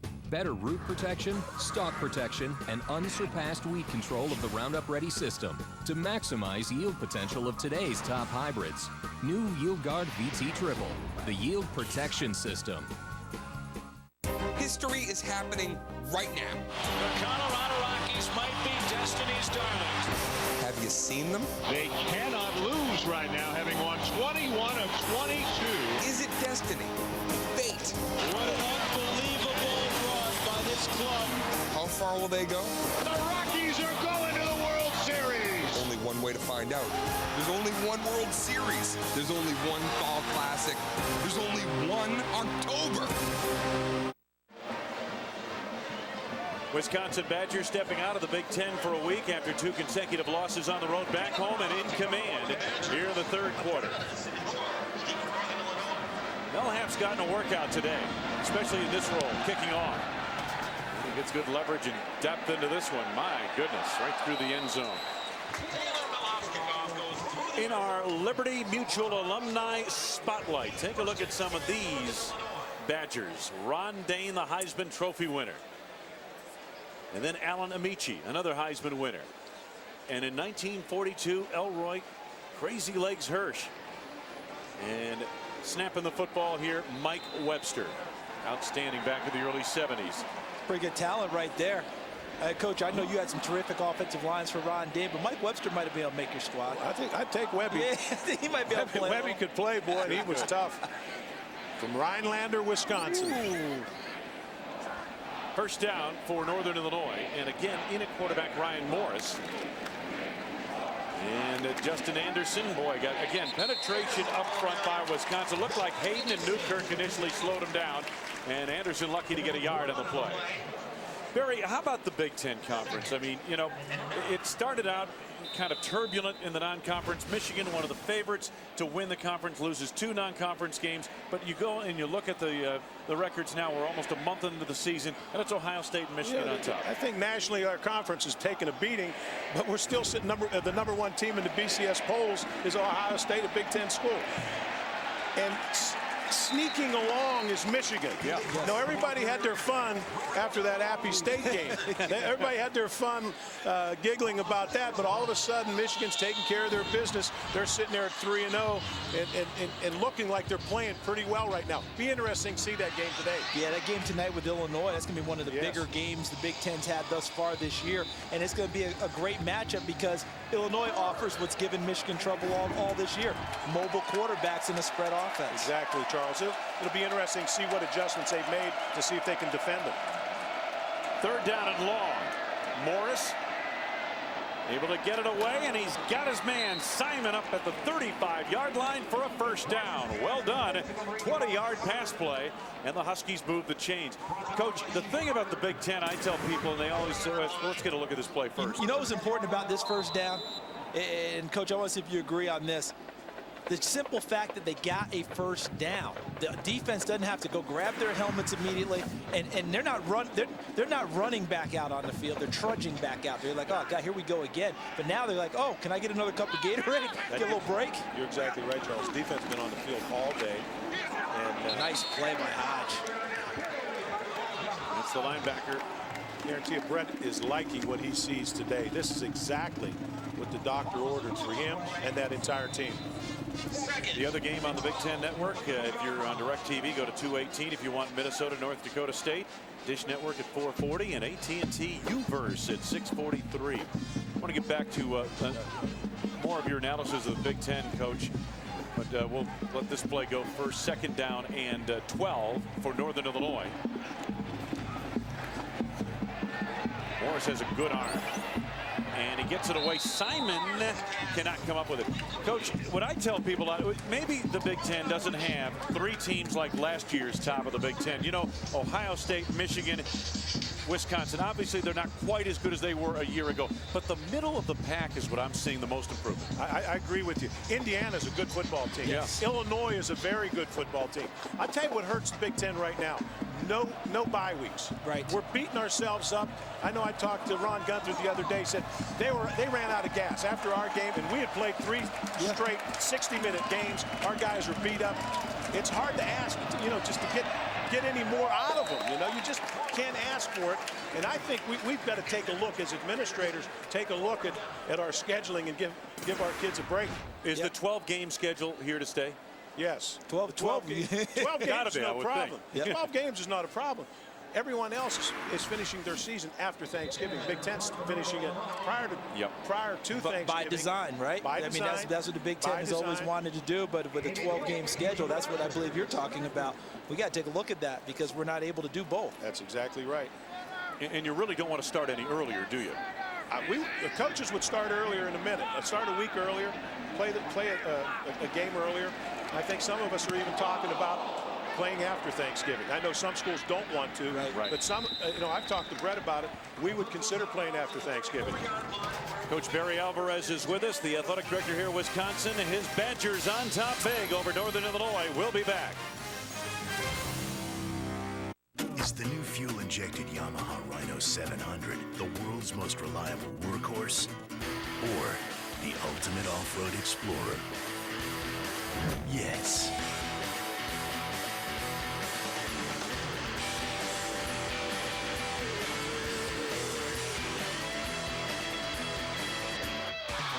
The all-new Yamaha Rhino 700 Fi. No matter how you slice it, it's the ultimate side-by-side.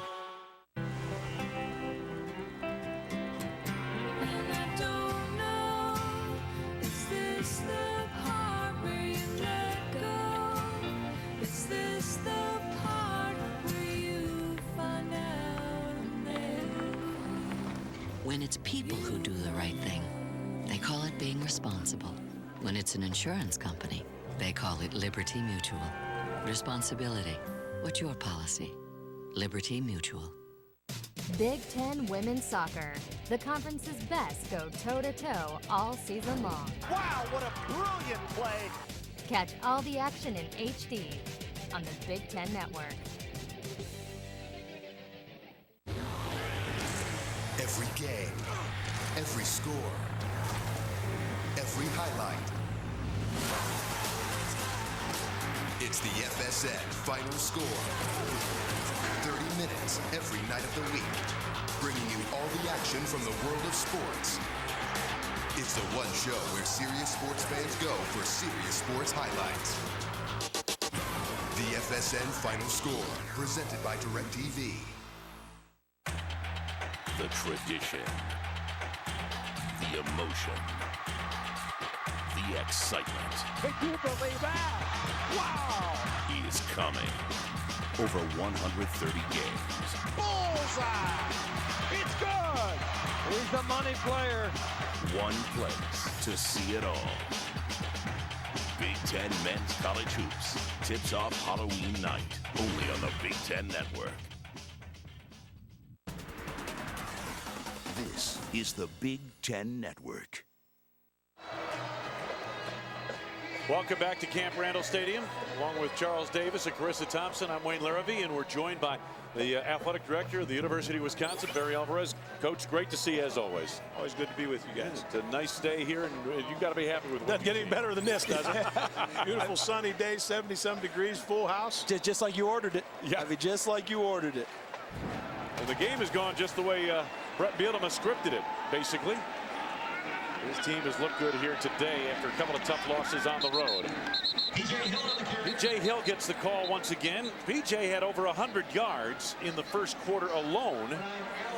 The Badgers are 4-0 this season, going to be 5-0 when he gets 100 yards or more on the ground. Coach, you know in our business we end up speculating probably far too much as we go along. But as this season goes along in the Big Ten, and if it comes down again, let's say it's Ohio State, Michigan battling for the Big Ten title, and Ohio State's still undefeated, Michigan and the Rose Bowl would seem to be a natural, but there's this BCS stuff, they might not be quote-unquote in it.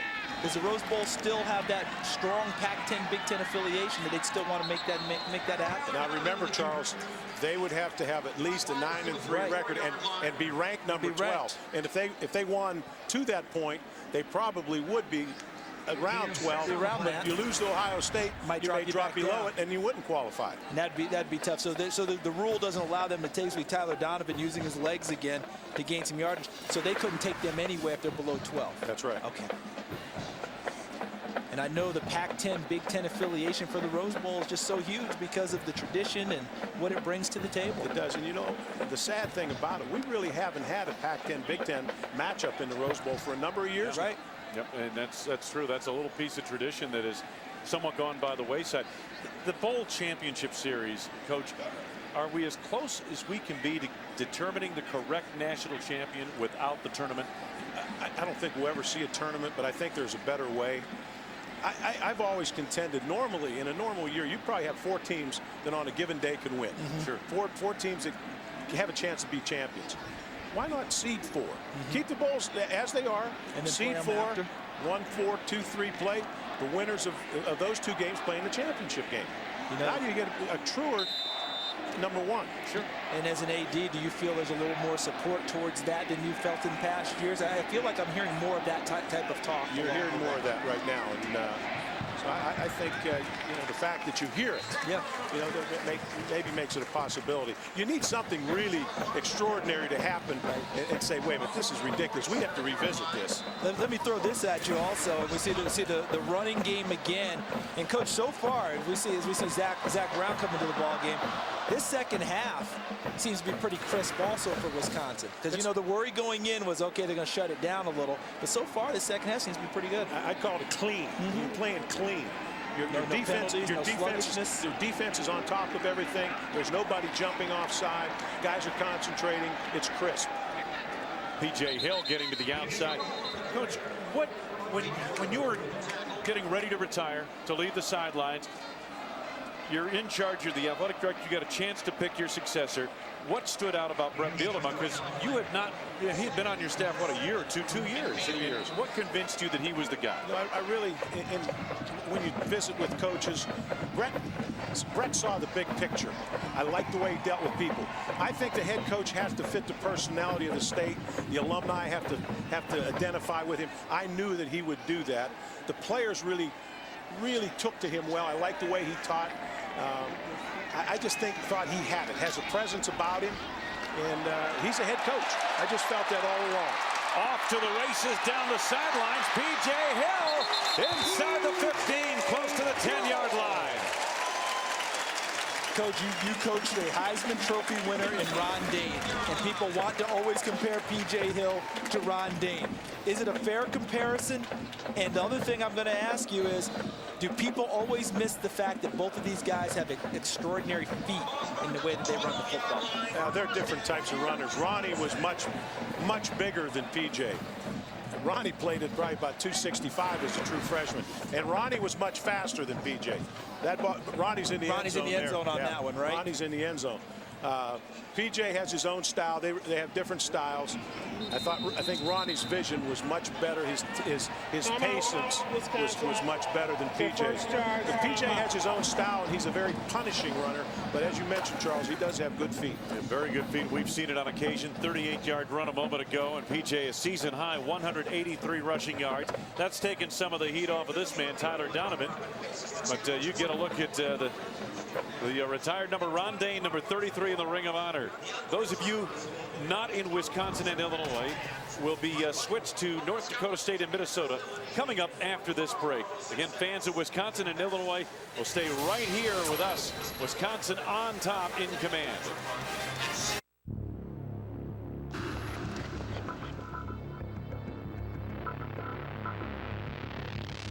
Are our cars as much fun as our bikes? You've reached your destination.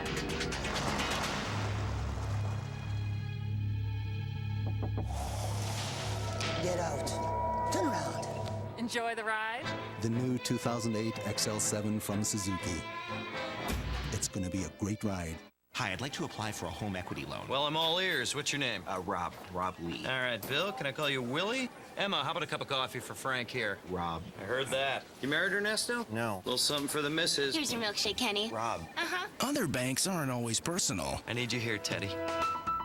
U.S. Bank home equity loans are designed for you. Flexible terms, no closing costs, and a great rate. Apply online, in branch, or over the phone. U.S. Bank, 5-star service guaranteed. How many stars does your bank have? Bye, Murray. Rob.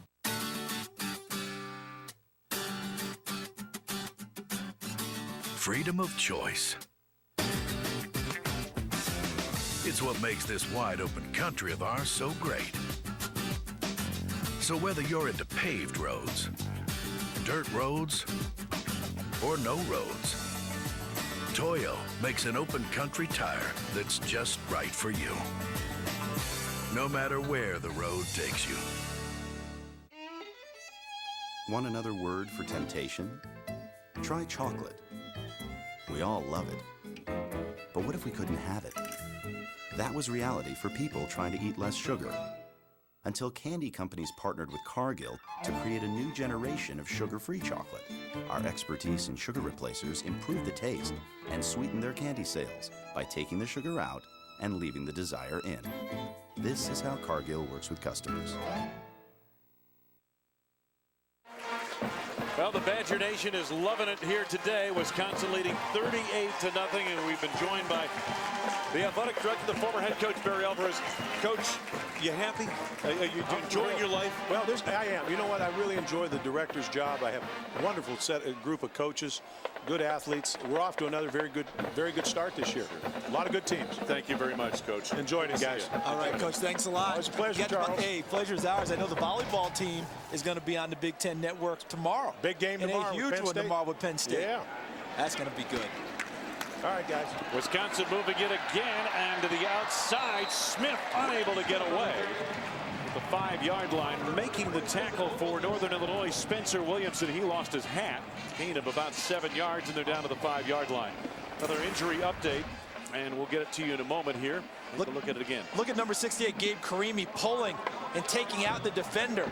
End up losing a hat. Nice job by Spencer Williamson making the tackle and bringing him down.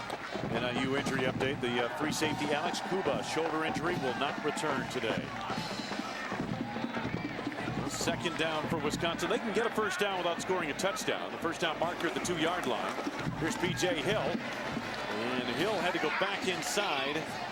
And gets maybe a yard or two. Oh, and the ball popped loose, and Northern's got it. Has anyone marked it down yet? I've not seen anyone mark the ball down. Bradley Pruitt, I thought they had blown that play dead, but apparently they didn't. Bradley Pruitt came out of there with it. And they're discussing it right now with Steve Payman, the referee. Question is, was that ball marked down before it came loose? Looked like the back judge Dennis Morris talking with him, also the linesman Jack Teets.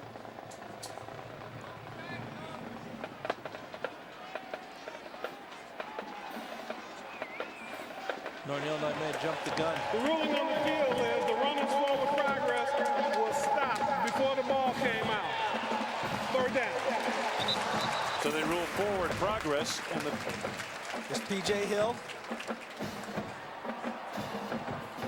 He's down there, and that's where the ball's coming out. Yeah. Appears to me to be the correct call by the officials.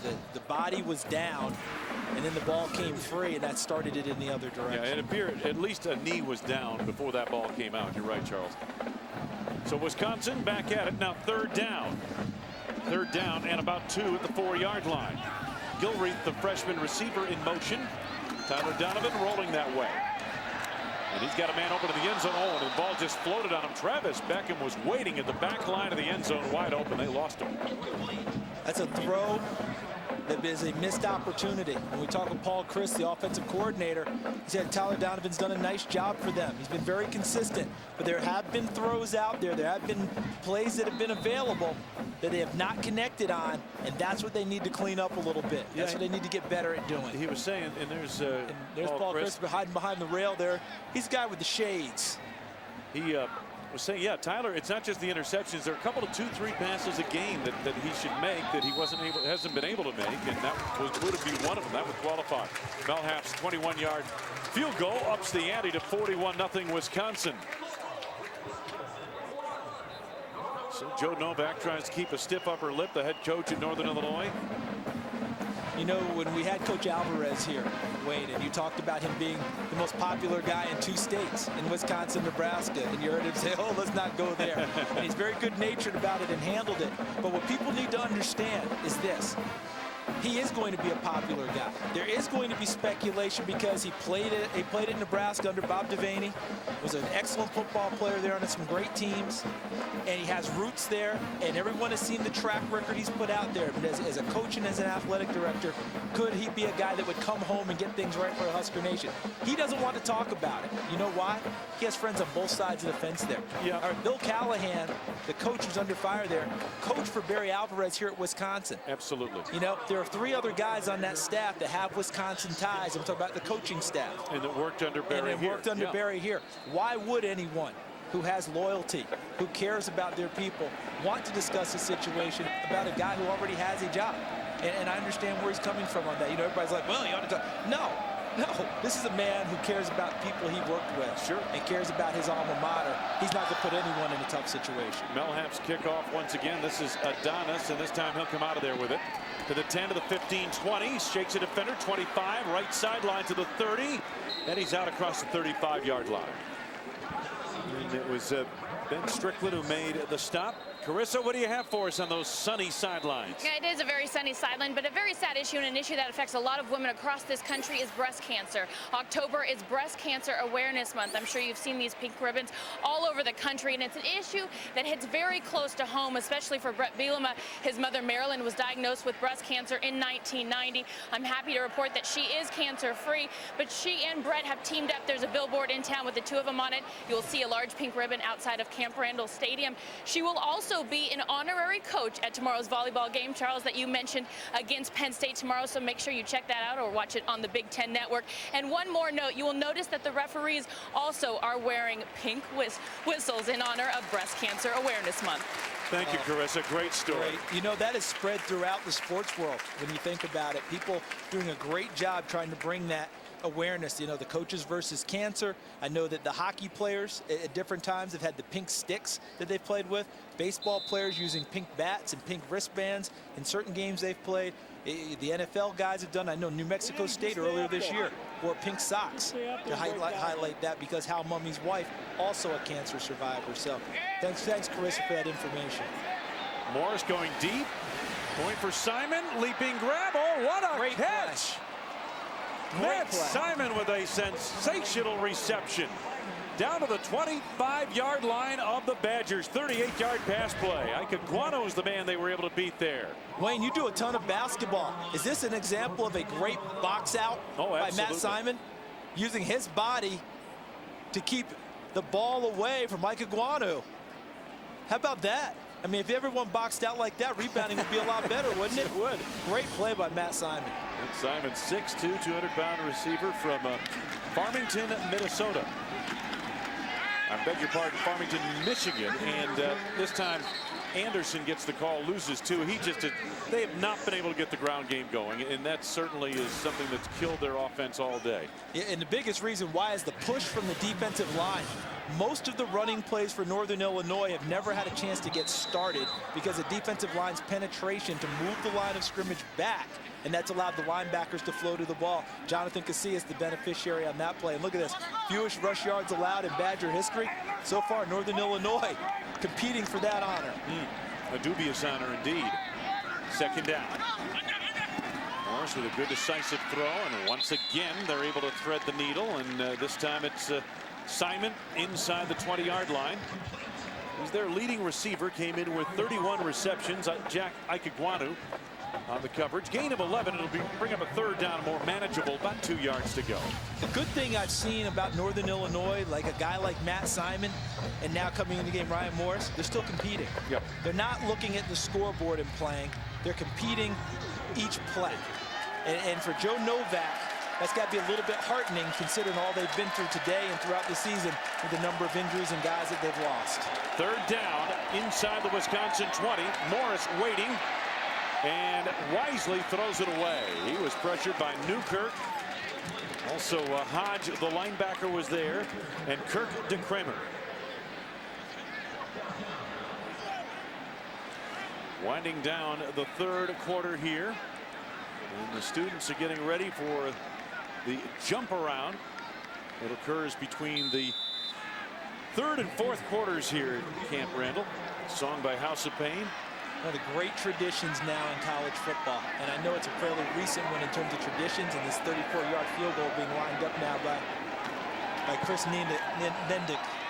And Nendick's got it through the uprights, and it's good. And the first points of the day on the board for the Huskies. The injury-riddled Northern Illinois Huskies finally reached the board with 51 seconds to go here in the third. Oh, and the Wisconsin defense not very happy about that because they really wanted to pitch a full shutout. I saw their expressions when the ball went through the post. A few guys threw their fists in a little bit of frustration, but overall, a very nice day for the Badger defense.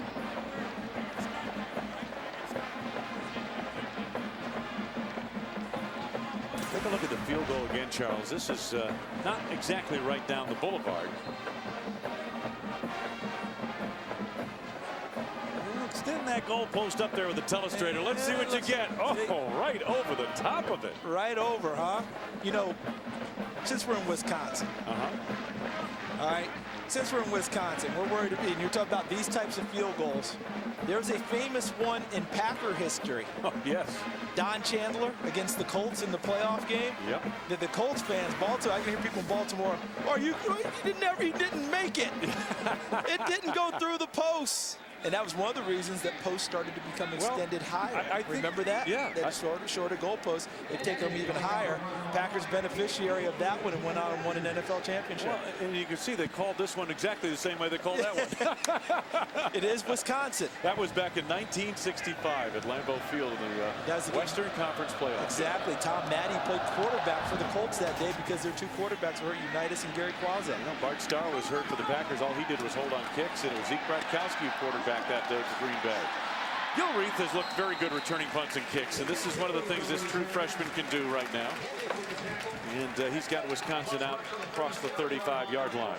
Big Ten Network looking for its most passionate fans with Big Ten super fans. The Big Ten Network wants to reward its loyal viewers with chances to win great prizes like tickets to a Big Ten game, TVs, iPods, and much more. Register now at BigTenNetwork.com.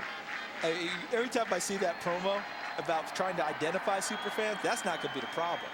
Yeah. It's going to be narrowing it down. There are a lot of candidates. I mean, there are plenty of people out there. That won't be an issue at all. In each Big Ten town, there are lots of candidates. First down for the Badgers. Tyler Donovan still in at quarterback. Looking downfield, now steps up and takes it himself, and he's cut down across the 40-yard line.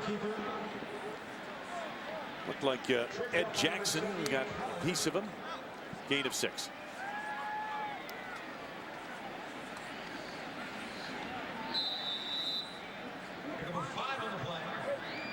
And the third quarter about to wind down. I think the Badgers are going to let it go.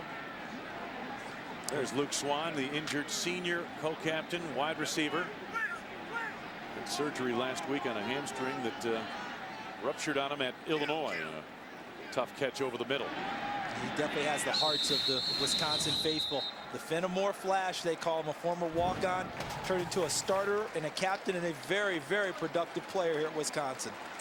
And that's the end of the third quarter with a score. Wisconsin 41, Northern Illinois 3. We'll return to Camp Randall after these messages.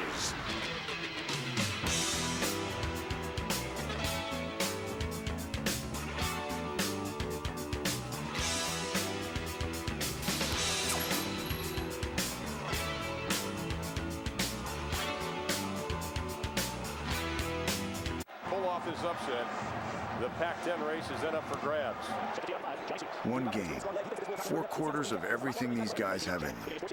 When suddenly, one play changes everything. 4th and goal from the 10. Pritchard has the snap. He drops back. He's going to throw that lob. Bradford jumps up. Touchdown! That's a Pontiac game-changing performance. This is an all-timer, folks. Watch this season's best performances at Pontiac.com/NCAA. Jack Link's Beef Jerky presents Messin' with Sasquatch.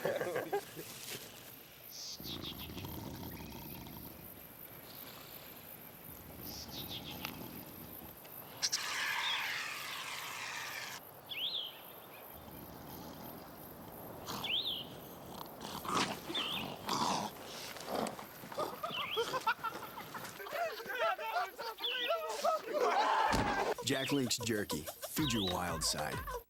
Consider this.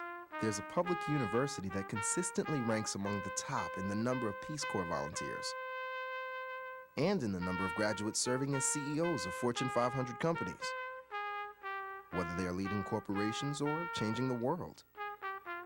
The next time you see people doing extraordinary things, they are probably Badgers. The University of Wisconsin-Madison. Forward thinking. Andy and Jordan. Yeah! Let's rock. 2 guys crisscrossing Big Ten country. You're a sensitive guy. You're wearing a turtleneck. Jordan's sexy, am I right? Perhaps. On a mission to find out everything there is to know about each campus. I'm a journalist. Let me journal. Let me journal. This kind of worked out how I wanted. Join their journey every week on Big Ten Friday Night Tailgate. Only on the Big Ten Network. I'm going to have a wing-ding of a time. When these guys speak, people listen. It's time for Big Ten football. Thought we went in the game with a little bit of enthusiasm. Thought it was a great football game. Coaches Q&A, the 1-hour show featuring the highlights from every Big Ten coach's weekly press conference. We're proud of the way our kids played across the board, offense, defense, special teams. Our kids have absolutely played their guts out. Coaches Q&A, Wednesdays, only on the Big Ten Network. Next Saturday on the Big Ten Network, it's a pivotal conference showdown at Camp Randall when P.J. Hill and the Badgers square off with Kellen Lewis in Indiana. He's going to go all the way. 2 of the Big Ten's best signal callers collide when Curtis Painter and the Boilermakers take on C.J. Boucher at Northwestern. Touchdown, Wildcats. Or Rashard Mendenhall and the Illini host Ball State. Next Saturday in HD, only on the Big Ten Network. You're watching the Big Ten Network.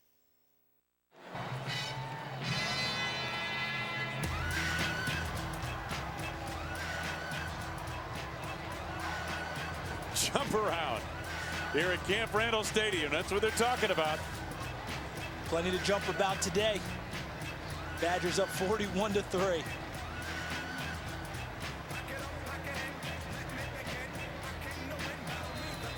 Set to go now to start the 4th quarter.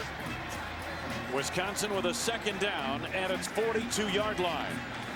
Huskies on a blitz. They picked it up well. Tyler Donovan, lots of time to step up and go deep over the middle. Over the shoulder attempt made. It's incomplete. Jefferson, the freshman. And there was good coverage on that play downfield. Let's go back to Dave Repson in the studio. Wayne, a slightly closer game going on in Minneapolis. Adam Weber here for the Gophers to DeJuan Bennett.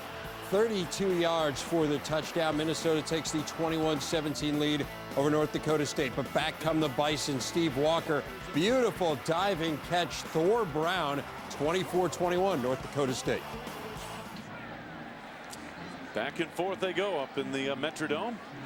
Third down for the Badgers. They took a shot downfield. Let's see what they try here. Another blitz coming, and this time they shovel it forward to P.J. Hill. He's got a first down just across the 50 to the 49-yard line. Of Northern Illinois, Larry English able to catch up with him. 8-yard gain. Nice job of recognition by Paul Christ, because he's realized that Denny Dornbus, the defensive coordinator of Northern Illinois, is pretty much coming with pressure on every play. So he used that against them. Here comes the Brits. You know, what are the plays that beat it? Draws, screens. That's just simply like a draw play right there. Xavier Harris, a backup wide receiver, is in at the top of your screen. And Smith in at running back. Donovan still in at quarterback. And Travis Beckham, they're trying to get him a catch or two here.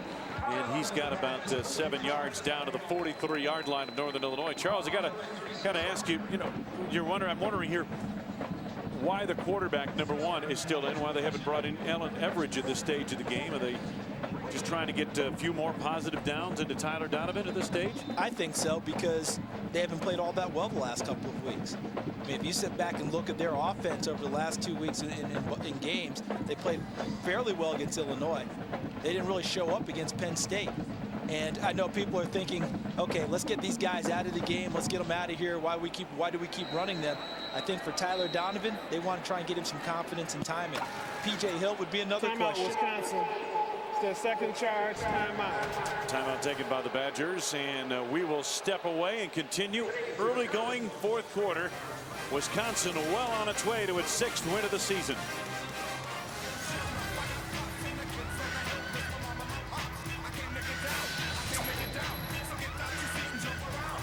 What is tough? Tough is a Suzuki ATV. Quad Fair, on the other hand, is easy. During Suzuki's Quad Fair, get low payments on select Suzuki ATVs, including the best-in-class King Quad, Quad Racer, or Quad Sport. Plus, when you buy a King Quad or utility ATV, you can get a free Warn winch. Add a Warn wireless control system for only $69. Or if you purchase a Quad Racer or select Quad Sport, get up to $550 in free MSR riding gear. You better act quickly, because unlike Suzuki ATVs, these deals won't last. Trying to make sense of all your insurance options can make anyone feel a bit helpless. Fortunately, that's where we come in. For over 125 years, the principal has helped make the tough financial decisions easier. So whether it's life insurance, disability income insurance, or medical coverage, we can make protecting you and yours a lot less stressful. The Principal Financial Group will give you an edge.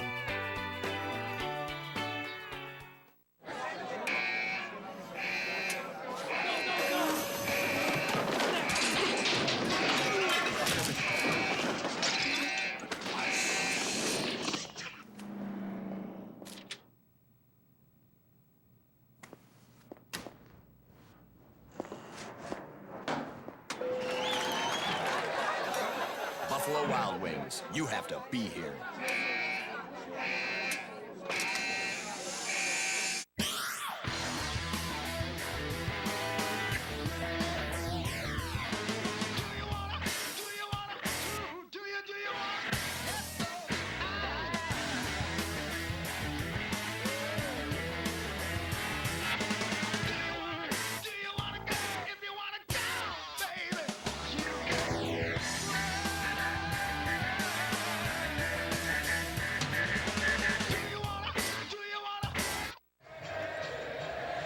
Greetings from Madison, Camp Randall Stadium, where Wisconsin leads Northern Illinois 41-3. Cargill passing combination today. Hasn't been much in the passing game today. They haven't had to go to it much, but Garrett Graham caught a 25-yard touchdown pass. Yeah, the opening touchdown from Tyler Donovan to Garrett Graham. I mean, early in the ball game, he catches him. in the middle of the field. But, you know, to continue the discussion, I can understand a little bit with Tyler Donovan with timing. Hubbard hasn't played in 5 games. That's why he stays on the field as a wide receiver. But I wouldn't let P.J. Hill touch it anymore. Quick toss to the sidelines off the hands of the intended receiver, Travis Beckham. And they're trying to get him a catch or two, as I mentioned earlier. A good coverage by Mark Ryder. So there are a bunch of guys at this stage of the game I'd be thinking about, okay, I think you've done enough for today. At the tailback spot, you don't need to run P.J. Hill anymore. You got Lance Smith. You got Zach Brown. They should be able to carry a load. Remember, Lance Smith only plays home games. So I'd get him as much work as I could getting ready for Indiana in case you need him a little bit more the next week. And they've made some changes on the offensive line. Jake Bashir is in at right tackle. And they've also got Danny Kaye in at center. On this 3rd down call, 3rd and almost 4. They pitch wide to Smith. He's got to make 2 men miss to get that first down. And he gets into a crowd and very nearly did get the first down to the 40-yard line, about a half a yard short. That's one of the better short runs you're going to see. He had big Larry English out there in front of that play, partner. And Larry English played that play awfully well, up on his feet like that. Let's get down to the sidelines. Carissa Thompson standing by with a special guest. Carissa? That's right, a very special guest and a familiar face to Badger fans and now Cleveland Brown fans. Joe Thomas, the 3rd overall pick in last year's NFL draft. You got the day off. You got a bye and you decided to spend it on the sidelines. I couldn't wait to get back here and enjoy a college football Saturday. Exactly, and I couldn't find him earlier in the game because he was participating in the jump around. Come on, admit it. I've been waiting 4 years to get out here and do a little jump around, and I finally got to do it. It was awesome. You were well-deserved right there. That's right. And Cleveland Browns have a bye this week. You guys are off to a great start. 3-3. Your quarterback is right behind you, Derek Anderson. He's got a connection. Paul Chryst used to be his offensive coach at OSU. The way you guys have teamed up, he loves you. You are his new best friend, aren't you? Yeah, definitely. The quarterback is always loving the left tackle, and you know Derek's really come on well for us. He's playing outstanding, and I think we can have a really good team if he keeps playing as well as he has been. Joe, I'm going to let you go and get you back to watching the game here. But last question: biggest difference between college and the NFL? I think just the defenses you see. I mean, they run all sorts of different defenses that you've never seen in college, and to try to adjust to it, it's pretty tough. Good deal. All right, well, good luck next week against St. Louis, and keep it up. I appreciate the time, and I'm sure Badger fans are very happy to see you back here at Camp Randall. Thank you very much. Thank you, Carissa. Anderson has been a revelation in Cleveland, a quarterback, as Joe Thomas mentioned. And, you know, that's he has been a revelation. Yeah. I covered Derek Anderson at Oregon State when he was the starting quarterback up there, and he always loved his physical gifts. The thing you always worried about with him was he threw the ball to the other team an awful lot. I mean, that's not good for a quarterback. That's not good for a quarterback. And that was my biggest worry about him moving on to the NFL. Would he be able to cut down on those interceptions? We see Lance Smith take that handoff and dance into the line. Would he be able to handle that? And thus far this year, he's doing a much better job taking care of the football and starting to show those natural gifts he has. If I remember correctly, he's got like a size 18 or 19 shoe. This kid has had, talk about Derek Anderson, so at least he's got a firm base in the pocket when he sets up to throw. Got big limbs, you're saying, yeah. So 3rd down coming up for Wisconsin, and the thing you want to know here is have the Badgers accomplished everything that they needed to? I would think that overall, yes. Obviously, they want to put a bow on it and finish up looking impressive. The only thing I think they may have missed today, and I don't think it was as high a priority, is the pass game. You know, being able to work these young receivers into it, because Travis Beckham, who's catching the bulk of passes, you know he's a known commodity for you. You're trying to almost force feed Kyle Jefferson a little bit, maybe try and get David Gilreath involved. That hasn't really happened today. And you know, Paul Hubbard just coming back from knee surgery, you know, you're just glad to have him back on the field. I think that might be the only thing, if they've missed anything, that would be it. But I don't think it was their #1 priority coming into today. Corey Hansen laid some wood to Travis Beckham right there, but a 6-yard gain gets Wisconsin a first down as they continue this drive.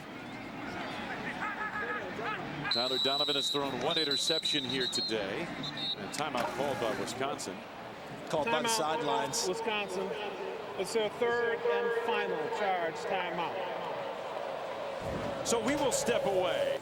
Wisconsin in command, 4th quarter in Madison.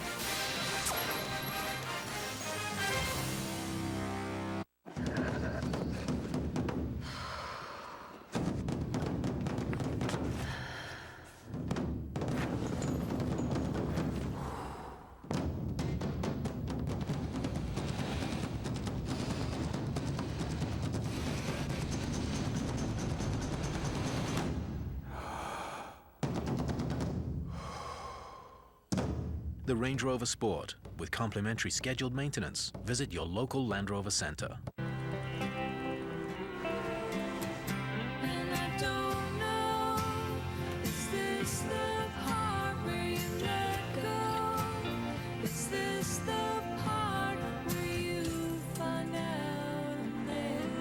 When it's people who do the right thing, they call it being responsible. When it's a home insurance company, they call it Liberty Mutual. Responsibility. What's your policy? Liberty Mutual. Big Ten men's soccer. There's a shot in the goal! Be a part of the excitement as the conference's best kick into high gear on the road to a championship. Catch all the action in HD on the Big Ten Network. Big Ten fans, enter the BCS Bound for the Big Easy sweepstakes for your chance to win a trip to the 2008 All-State BCS National Championship game in New Orleans, an HD TV, or other great prizes. For more, log on to bcsbound.com. The Big Ten Network. Your ultimate source for all of the biggest hits, the biggest plays, and biggest goals. Big Ten Field Hockey. It's big. Don't miss all the action. Only on the Big Ten Network. Next Saturday on the Big Ten Network, it's a pivotal conference showdown at Camp Randall when P.J. Hill and the Badgers square off with Kellen Lewis in Indiana. He's going to go all the way! Two of the Big Ten's best signal callers collide when Curtis Painter and the Boilermakers take on C.J. Boucher at Northwestern. Touchdown, Wildcats! Or Richard Mendenhall and the Illini host Ball State. Next Saturday in HD, only on the Big Ten Network. This is the Big Ten Network. Wisconsin all over Northern Illinois. Injury ravaged Northern Illinois here today. Wayne Larrabee, Charles Davis, Carissa Thompson. And the Badgers in possession at the Northern 21-yard line, 1st and 10.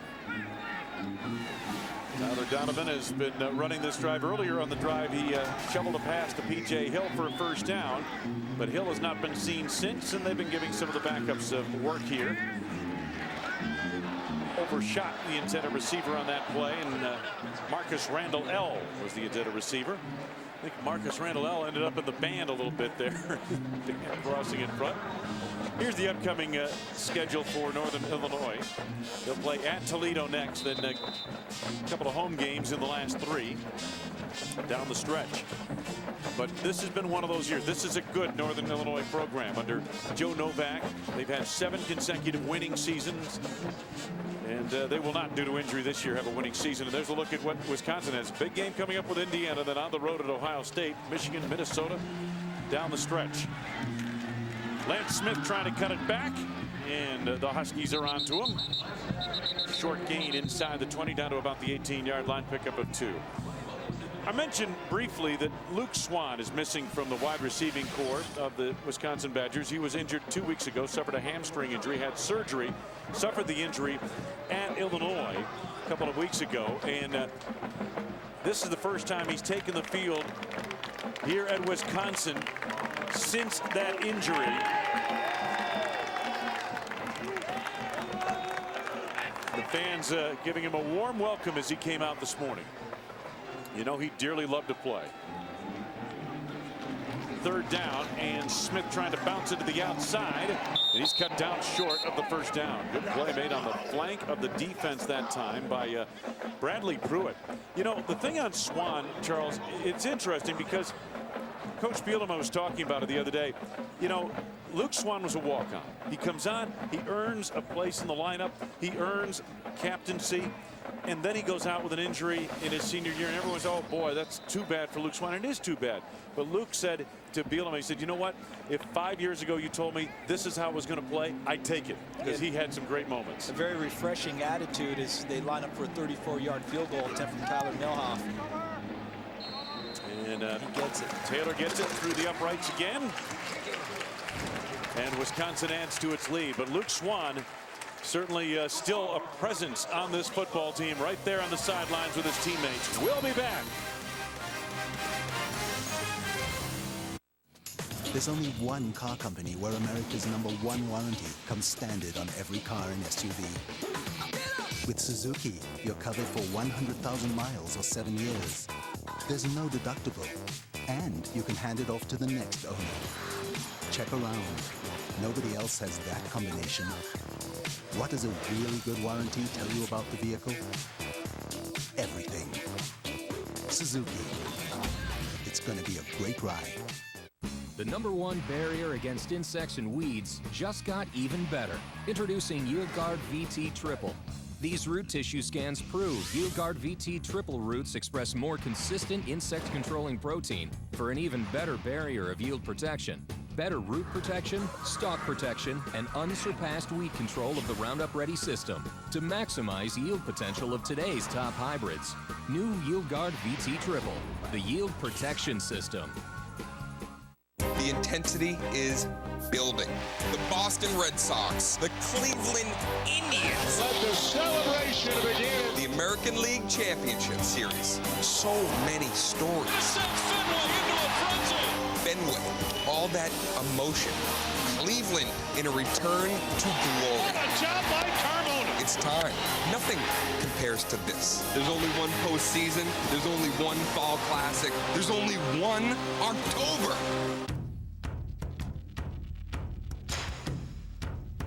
It's not just a jersey. It's a symbol of who we are.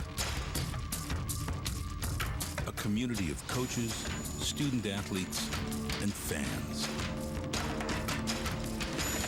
Bound together by a code of conduct.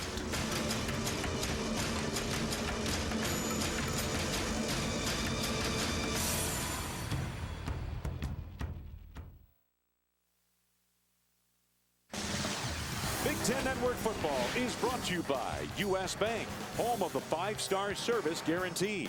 By Yamaha ATVs, ain't nothing tougher than a Yamaha. And by Buffalo Wild Wings, you have to be here. Picturesque campus here in Madison, Wisconsin. Home of the Wisconsin Badgers, Camp Randall Stadium. And Wisconsin winning big here today. Camp Randall served as the living quarters for students and military personnel during the 40s, and it was the grounds were used as a Civil War training site way back in the day.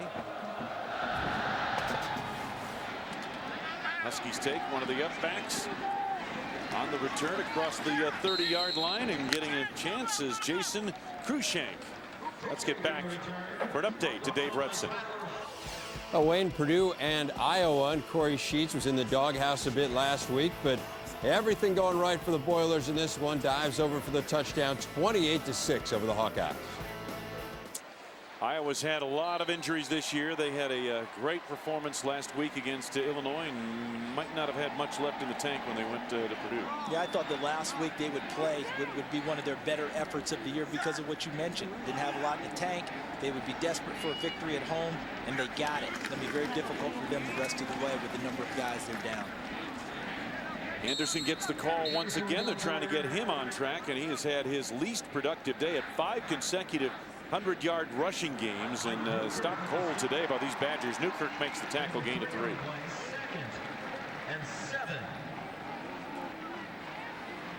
Anderson came in since taking over as the full-time starter against Eastern Michigan, averaging 157.4 yards a game in the previous 5 games to this one. And you get a look at his numbers here today. I don't think he saw a defensive front playing like Wisconsin has prior to today.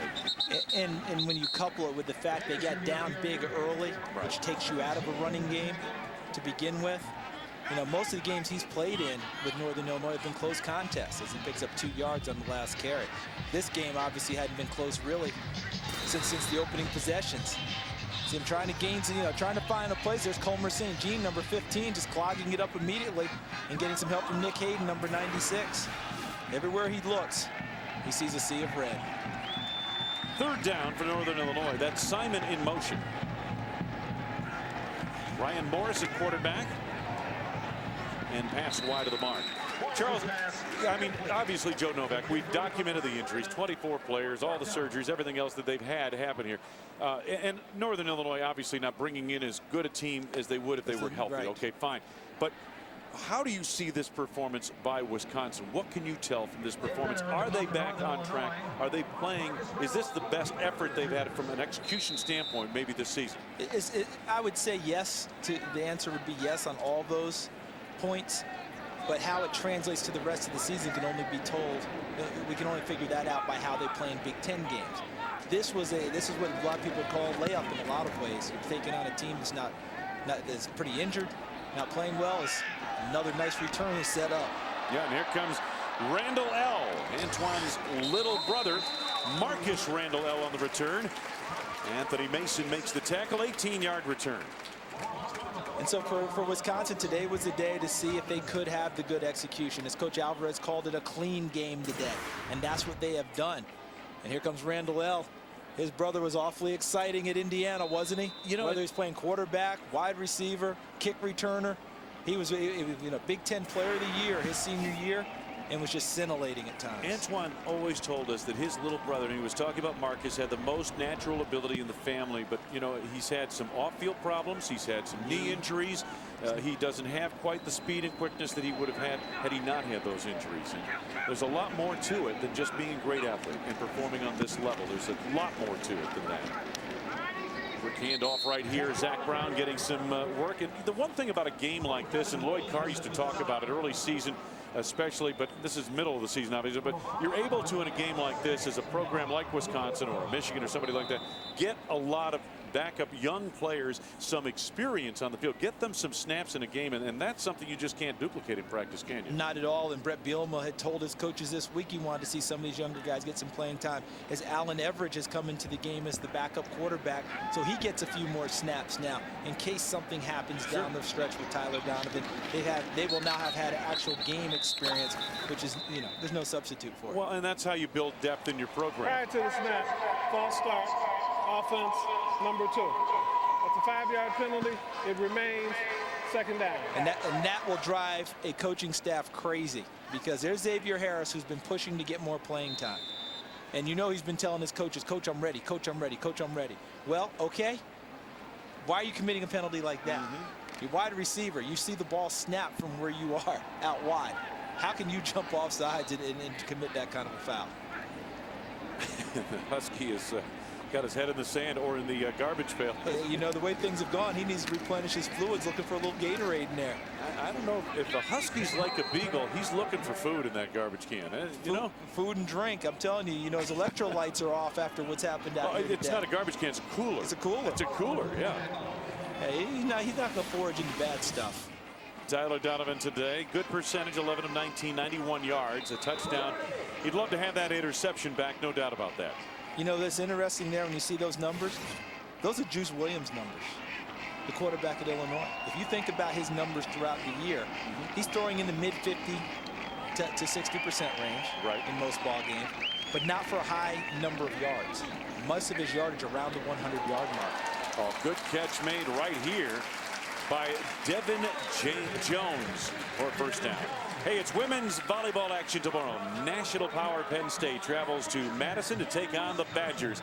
That's coming up tomorrow, 5 p.m. in HD. Number 2 Penn State against number 8 Wisconsin, and that'll be right over to our right at the field house. That's going to be a terrific match. Two of the powers in women's volleyball going at it here in the Big Ten and on our network. You'll be right there in that building. Boy, that talk about a lot of tradition and history in that building. Historic there. And getting the call, straight ahead move on an acceleration up the middle. The Badgers continue to move the chains here. Gain of about 5 yards on that play. It's Quincy Landingham, former defensive back, has come into the game to play tailback now. His first carry of the season. Yeah, they moved him over and said that he's been making a lot of progress. You know, a lot of the Badger fans wondering who's going to carry the ball. P.J. Hill is not. Well, we know Zach Brown will. We know Lance Smith will. And then today we're seeing Quincy Landingham. Again, all the backup offensive linemen in the ball game now. And here comes Landingham again. Well, it looks like he has pretty good instincts, and he gets a first down inside the 40-yard line of Northern Illinois. Inside of 4 minutes ago for the game, Spencer Williamson makes the tackle for Northern. High school running back, defensive back. Many people thought he'd be a DB here, but they moved him back over to running back. John Clay was the heralded recruit coming into this season. Yep. You know, a young man out of Wisconsin, put up monster numbers. They've decided to redshirt him this year. That's why you're not seeing him out on the field. Thus, Quincy Landingham not getting an opportunity to carry the ball. There's a look at the total yards. Northern not even up to 100 yet. And again, as Landingham gets a few more yards. Let's get back to Chicago. Update from Dave Rudson. Wayne, good tight game going on in Bloomington. Penn State and Indiana. Kellen Lewis did James Hardy 31st touchdown catch of Hardy's career. A new school record. Penn State still up 5 in the fourth. Well, you know, if Indiana wins, they become bowl eligible for the first time since the early 90s, 93, I believe. And if I'm not mistaken, Charles, they were bowl eligible with a winning record in 94, but they didn't go to a bowl. They didn't go to a bowl that year. Get the fullback on the move off left guard.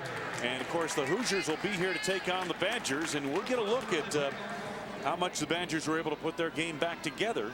Yeah, in that contest. It'll be a little more truer test of where they are. A much truer test. Saw Indiana earlier this year. Kellen Lewis, their quarterback, is a terrific, dynamic talent.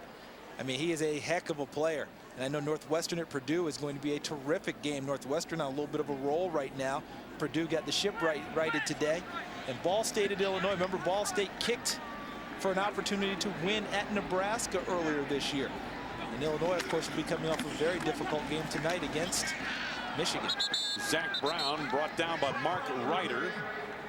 And very close to that first down, gain of a yard. You know, it's interesting. The Indiana story is going to be a little bit different, not just about them being bowl eligible, but accomplishing Coach Hepner's goals. This copyrighted telecast presented by authority of the Big Ten Conference and may not be reproduced or retransmitted in any form, and the accounts and descriptions of this game may not be disseminated without the express written consent of the Big Ten Conference. Wayne Larrabee, Charles Davis, Carissa Thompson wrapping up a beautiful Chamber of Commerce afternoon in Madison, Wisconsin. Again, they give that fullback Bill Rentmeester the call. He's just pile driving it. He had to get a carry. He saw how many carries Chris Presley got. He said, hold up a second. Yeah. What about me? Yeah, he had to keep pile driving because he needed to get the first down. That was a fourth down call, gain of 2. All right, Charles, let's take a look at the Cooper Tires big stop of the game. It's defense in general for Wisconsin up front. There's Mr. Newkirk, number 54, getting a lot of action at the quarterback. Shaughnessy getting to him.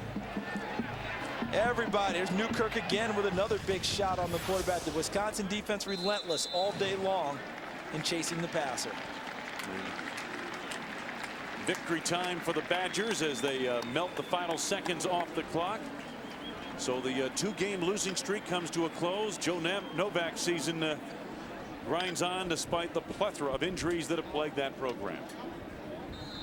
His team came in here, played as hard as they could. Just didn't have enough for the Badgers, who were determined to get everything turned around. So the Badgers get their victory here tonight. That'll do it from Camp Randall Stadium. Badgers 44-3 over Northern Illinois.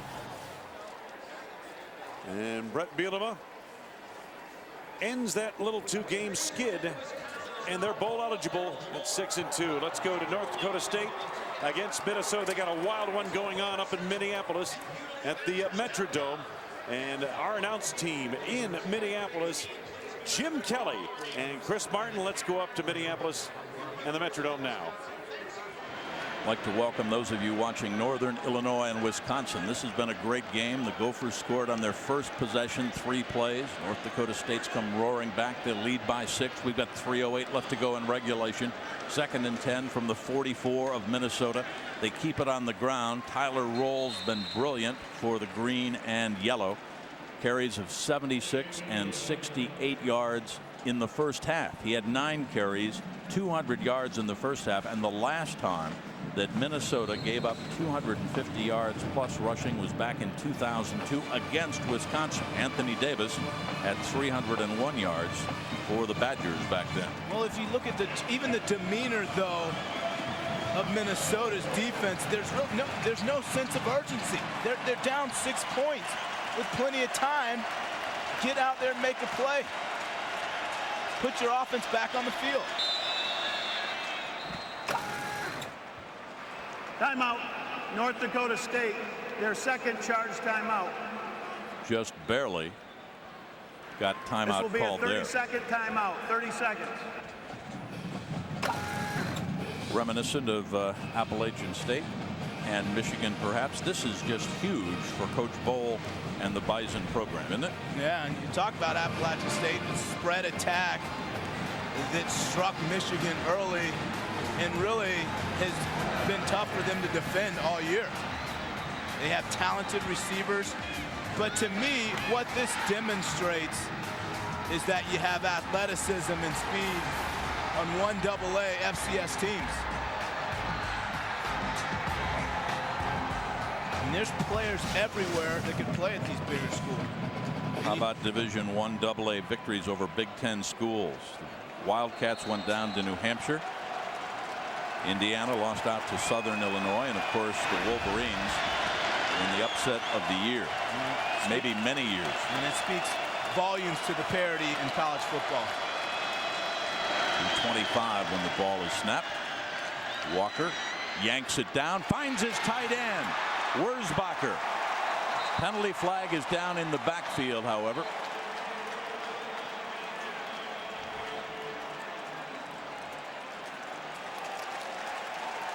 That's huge for both sides.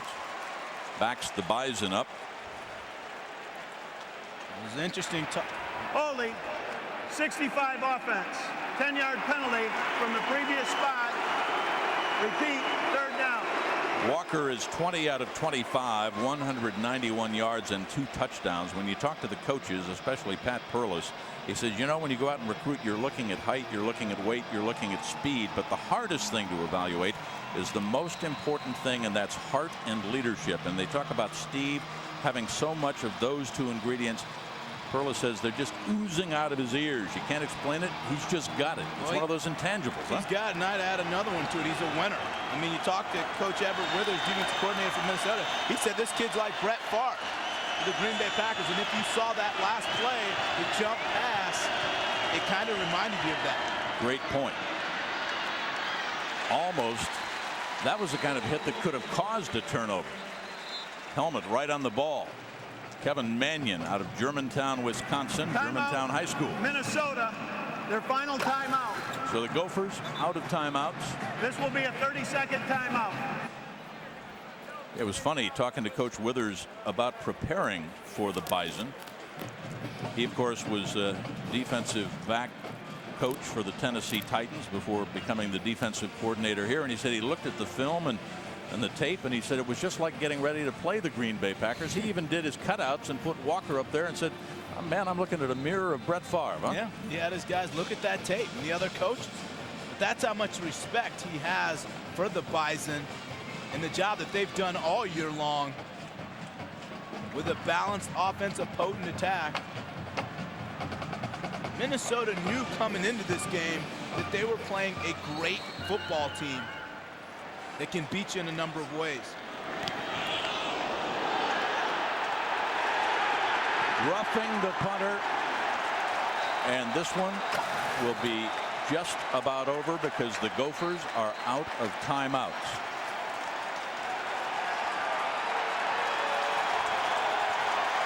You talk about mistakes, you talk about discipline, you talk about turnovers. Jim, my college coach used to tell me if you don't beat yourself, you only play against one team. And Minnesota today, they have played against two teams. Roughing the kicker, number 23 of the defense, 15-yard penalty from the previous spot. Didn't get any of the ball, did get the ankles.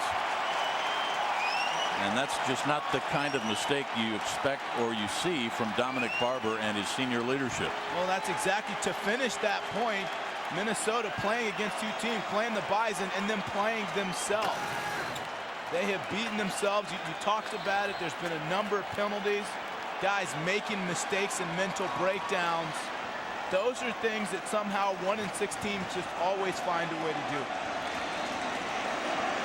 Tyler Roll just bangs it forward near the 32. Gophers out of timeouts. Our Suzuki Way of Life Honor Roll. A look at Amir Pinnix, chosen as our Suzuki Way of Life Honor Roll standout and student athlete out of Malcolm X Shabazz High School. Trying to show some of that senior leadership that we were talking about. Turf toe, hip flexor. Last week against Northwestern, he wasn't supposed to play. He said, "Coach, my teammates need me. Put me in." He scored a touchdown. Yeah, he's been a warrior for these guys all year long. Battled through some injuries. Really a joy to talk to. First down at the 15-yard line. 53 ticks left before Craig Bowl, the 49-year-old head coach out of Lincoln, Nebraska, learned so much from Tom Osborne. Asked him his biggest influence. He said, of course, Osborne was a major impact. He was my mentor. Taught me about caring for people and making the players feel needed and important. What he learned from Don Morton, his predecessor at North Dakota State. He said he was a great organizer, a CEO mind. Guess what? Mr. Morton is a senior vice president of Microsoft. And Fred Goldsmith at Rice and Duke. He said, from him I learned sound football fundamentals and how to be a little bit more demanding. Congratulations to the Bison and Craig Bowl. They come in here and they improve their record to 40-11 in Craig Bowl's 5th year. 11 victories in a row. Their last loss 364 days ago here in the Twin Cities.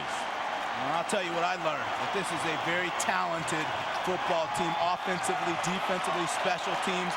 They are athletic to a man. And what I've also learned is Minnesota's got to go back to the lab.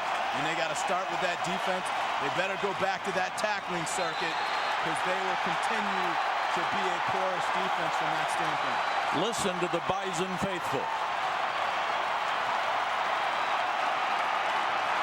And they should be fired up. These guys came in here, went toe-to-toe, and just took it to Minnesota on their home turf. Here's Marshall Harris. Coach, first ever win against a Big Ten team. How big is this win for your program? Well, we feel really good about it. Our players had a great deal of confidence coming in. I think we're a good football team, and I'm really pleased on how our guys played. We about got it done last year. We got it done this year. We had to make it a little bit harder, but we're really proud of our players. What does this do for the confidence of this team, especially in a year where you can't go to the playoffs? We're striving for national recognition, to be recognized as the top team in our division. It's another step forward. It's another game. We got to get ready to win this next week, but certainly it's a good win, and we're going to enjoy it. Talk about the play of Tyler Roll in this one. Well, Tyler's a dynamic player. He's unselfish. He was a fullback last year, and he's got more speed than what people think. And a lot of people doubted whether we should play him at tailback, and he's a good player. All right, thanks and congratulations, Coach. Jim? So the Fargo Dome will be a buzz. A Great West showdown next week against Southern Utah. Huge game. Tyler Rolls.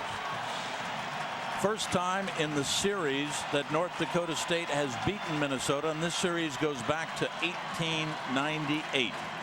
Meanwhile, for Tim Brewster and the Gophers, Coach Brewster says a little bit of me dies inside every time we lose. They will fall to 1-7 and have to go to the Big House and take on Michigan on the road next week. For Marshall Harris, Chris Martin, and our entire Big Ten Network crew, it's been a dandy. We'll say so long. The Bison over the Gophers by 6.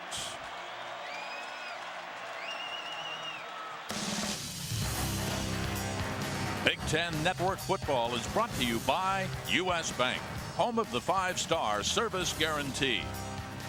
By Yamaha ATVs, ain't nothing tougher than a Yamaha. And by Buffalo Wild Wings, you have to be here.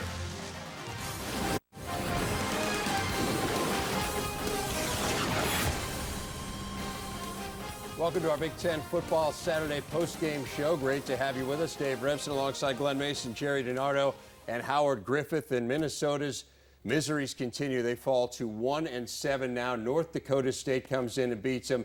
And no great shame, guys, in losing to the best 1AA team in the country. But What is, I think, a little disconcerting for Gophers fans has to be the way they were just run over in this game, Glenn.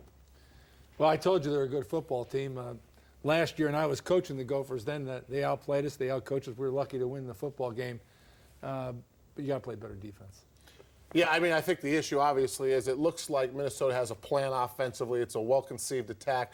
But no matter what division you're playing, you have to be able to stop someone, and their defense has just been atrocious. Oh, really? I mean, they both guys have said, you know, what's going on defensively. They have to be able to figure out how to slow somebody down. They can't slow anybody down in the running game, the passing game. They just continue to give up big yards week after week after week. They're consistent only in that way. Yes, yeah, they're consistent in not being very good. And this was the worst pass defense in the country in terms of yards per game coming in.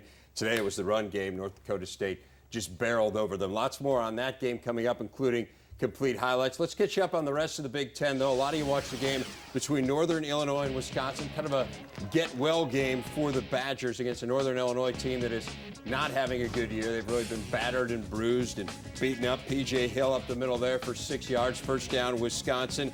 Later in the same drive on a 3rd and 5, Tyler Donovan to Garrett Graham. 7-0 in favor of Wisconsin, and that's pretty much how this one went. Look at this run. P.J. Hill averaging just 79 yards per game the last 2 weeks. He goes for 72 on this one run. 14-0 in favor of the Badgers. And they would continue to roll. Northern Illinois, 3rd and 7 from its own 33. Dan Nicholson hit as he throws to the defense, which had been suspect for the Badgers stepping up. They held Northern Illinois to 99 total yards in this game. Aaron Henry applying the pressure there. Wisconsin's next drive on a 1st and goal. Getting Chris Presley involved. Look at the fullback out. Yeah, they finally giving the fullback a little credit. Give him a touchdown. He's been doing a good job all day. 332 rushing yards in this game for the Badgers. Next drive, it's Lance Smith. Doesn't get to go on the road due to his suspension, but this a home game, and Lance Smith made his impact felt in this game. 11 attempts for 47 yards, and that touchdown right there. 28-0 in favor of the Badgers. P.J. Hill a little shaken up the end of the first half. He would return, though, to the game. So Badgers fans breathing a sigh of relief there, and they breathe a sigh of relief here, too, as they end what had been a 2-game losing streak. 44-3 is the final. They get 432 yards of total offense in this game. Afterwards, Carissa Thompson speaking with the victorious coach, Brett Bielema. Coach, you wanted to see a clean game. You got that. You saw production from your offense, and your defense came up big. What was one thing that you came into this game and wanted to see, aside from all those things and a W, that you saw coming out of it? I wanted to see people playing with passion, flying around and making plays. I thought that our defense played energy. Special teams really helped us in the return game, and overall a good day, but we know that there's going to be some things we can correct. We got to move on to Indiana.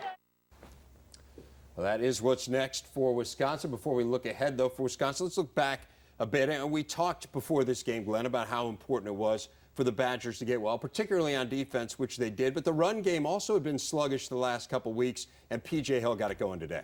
Well, you're right. We didn't only talk about Wisconsin had to improve. We were critical of how they've played. Offensively, defensively, the whole thing. You look at P.J. Hill, he led him from start to finish, 21 carries, 148 yards. Defense held Northern Illinois under 100 yards. Totally dominant. This is what we expected out of Wisconsin all year long. You know, we come out of the game, though, I don't know that we really know a whole lot about Wisconsin. I mean, I was the one that thought this would be a little tighter game. It obviously wasn't. Oh, was that you? I figured I'd say it before one of you three did, or all three of you did. But, you know, are they back? I mean, they play Indiana next week. I guess we'll know a little bit more then. But I wish it was a little tougher so we could find if Wisconsin has improved. Well, one of the biggest things Wisconsin is dealing with is all the injuries that they've had on that offense. So they have to get the running game going to try to get any passing game going or to win games. So P.J. Hill, as he goes, so go the Badgers. But, Jerry, if it didn't go this way, what would we be saying? Well, now that's exactly what I was going to say. Thank you. I guess my point was if Northern Illinois was a better team and they won. Okay. You know, I mean, obviously we know how well Wisconsin played today, but I thought Northern Illinois was going to give them a little bit more of a challenge. And then I think we would know if they played North Dakota State. We know more. North Dakota State's better than that might be right. That's a pretty good team, huh? Speaking of North Dakota State, how about Mr. Roll? That running back rolling for 256 yards in the game that you just saw either the entire game or the end of, depending on where you're watching us. And Mr. Roll standing by with Marshall Harris afterwards. A huge win for Tyler Roll and North Dakota State, but a bigger day for you. 260 yards. Did you ever imagine you could put up those kind of numbers here in Minnesota? You know, with my offensive line, I really thought I could. They were probably I'd take them any day over any O-line. They're our O-line, NDSU. We worked hard all day. It was just a great game, great fought. Credit to Minnesota. They're a great team, great tradition. People are going to say it's a huge upset. Do you feel like it was an upset? You know, I never really thought about it, but they're a Big Ten team. We're a FCS school. I mean, you can think of it that way, but we had focus and talent. I mean, we just got it done today. Can you talk about how big this win is in the terms of the program itself as you guys get ready, especially since you can't go to the playoffs this year? You know, it's huge. It is our playoffs. It's our championship game. Minnesota's a great team, but we just got to keep on plugging away. We got a great team, great tradition. This is 2007 Bison. We're here to stay. All right, thanks and congratulations, Tyler. A huge day for Tyler Roll. And Howard, what did you think of his game? One running back to another. Well, I love the way he played today. You're talking about really just putting that right or left foot in the ground and getting north and south. Did an outstanding job. Ran through a lot of tackles. There were a lot of guys out there trying to put arms, not wanting to get in front of him, try to face this guy up. He did a tremendous job of getting the ball down the field. 256 yards is hard to get against air. But how about this? Is this impressive by Roll? He knows the initials, FCS. I've been trying to get that thing straight with the 1A and 1AA. I mean, he's got it down. Whipped it out on you. Right out. Yeah, I mean, you know, we just go by 1AA. We believe language is to be understood. No one knows what FCS means. Maybe in 5 years we'll make the switch. Tyler Roll, though, look at him. He's a throwback. He's got the buzz cut. He's even got the sideburns. He runs hard. He gets up. He gives the ball to the official, and he gives all the credit to his teammates. There's a heck of a guy right there. That's because he used to be a fullback, see. He knows, understands not getting the credit, so he passes it out to everyone. And you know what? He sounds like North Dakota. Doesn't he? You betcha. Yeah. You betcha indeed. What a great win for North Dakota State. Obviously a tough day for Gophers fans. Meanwhile, Big Ten football Saturday rolls on, and we'll take a look at this Purdue offense. Stagnant the last 2 weeks. Would they wake up against an Iowa D that shut down Illinois last week? We'll let you know. Big Ten football Saturday rolls on.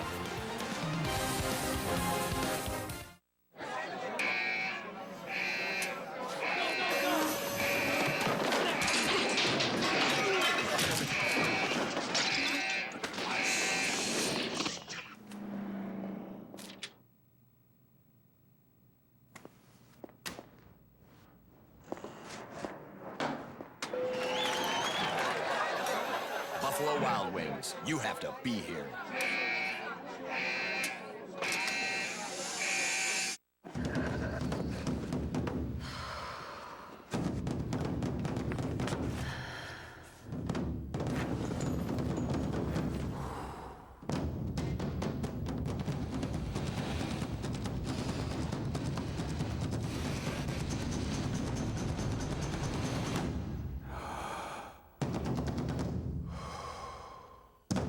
The Range Rover Sport. With complimentary scheduled maintenance, visit your local Land Rover Center. History is happening right now. The Colorado Rockies might be destiny's darlings. Have you seen them? They cannot lose right now, having won 21 of 22. Is it destiny? Fate? What an unbelievable run by this club. How far will they go? The Rockies are going to the World Series. Only one way to find out. There's only one World Series. There's only one Fall Classic. There's only one October.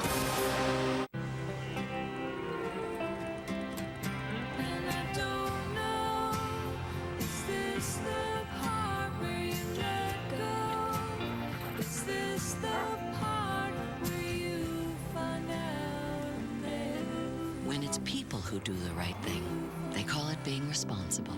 When it's a car insurance company, they call it Liberty Mutual. Responsibility. What's your policy? Liberty Mutual. Big Ten Network Football Saturday is brought to you by Buffalo Wild Wings. You have to be here. Iowa and Purdue. We pick up in the first quarter. The scoreless game. Curtis Painter to Dustin Keller. Tight end's been a tough matchup for a lot of teams this year. Purdue leads it 7-0. Still in the first, still 7-zip. Painter picked off by Mike Klinkenberg. Good to see him back out there for Hawkeyes fans. Missed the last few games. That would lead to a 3rd and 10. Jake Christensen throwing incomplete. 3rd down. Did not treat Iowa well. 3 for 16. They did get a field goal out of that from Daniel Murray. So it makes it 7-3. But Painter striking back to Dorian Bryant. Purdue on top 14-3 on Bryant's 6th touchdown catch of the year. He would have a huge day. 3rd quarter, Purdue on top 14-6. It's Painter to Bryant again. 33 yards this time. We'll do the math for you. That's his 7th touchdown of the year. Purdue on top 21-6. Bryant 9 catches, 167 yards, and 2 TDs. And the Purdue defense doing its part. The sack there on Christensen on another 3rd down. Iowa forced to punt. Corey Sheets taking it in for the touchdown, 28-6 in favor of the Boilermakers. And they roll from there. Tough day for Christensen and the Hawkeyes is deep in Purdue territory. He throws a pick. And that pretty much Iowa's day in a nutshell. Really unable to muster anything offensively, just 93 yards on the ground. They lose this one 31-6. So Purdue ends its 2-game slide. Painter threw for 314 yards and 3 TDs in the game. And Howard, the guy who really stood out, I know to you, was Dorian Bryant. Well, Dorian Bryant had an outstanding game. He's kind of been missing in action the last couple of weeks. He's really been struggling, fumbling the ball and not putting up the big numbers, but he was able to get healthy in this particular game. And one of the major reasons why, he causes matchup problems. Painter gets some time in the pocket. They throw it up top. He's going against a strong safety in this situation, which is tough. Harold Dalton had a long game today trying to keep up with him. A lot of one-on-one situations. Bryant's one of the most athletic and acrobatic wide receivers in the Big Ten, can make all the big plays for you. If you can get him open, he can make a lot of plays for you, but this is something they haven't been able to do in recent weeks. Yeah, and this game followed the storyline that we talked about before the game. Obviously, if this was going to be a high-scoring game, the Iowa defense was only going to be able to hang in there for so long. But if you don't get any production from your offense, and even more than today, the problem, Glenn, is how does Iowa solve their offensive problems this year? I mean, there's no explosion. They're going to struggle the rest of the year. Yeah, Jerry, week after week they've struggled, and I think so much of the focus is on the quarterback, Jake Christensen. We know he's having problems. They've been decimated at wide receiver. My big question is they've got Albert Young, an outstanding running back. I question how their offensive line has come along, and the bigger question is, how did they beat Illinois last week? Well, I think they got Illinois in a box, which Michigan may do today with the pass game. But I agree, this offensive line is probably more of a surprise than anything with Iowa, because you're right, going into the season, maybe Christensen wasn't going to have a great year. They couldn't depend on that. Maybe he could be playing a little bit better than he is.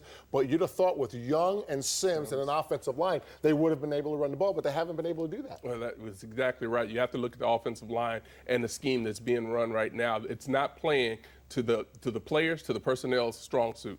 Just 93 yards rushing, to your guys' point, for Iowa today. Meanwhile, Purdue, they got to feel really good, Howard, about kind of getting back on track.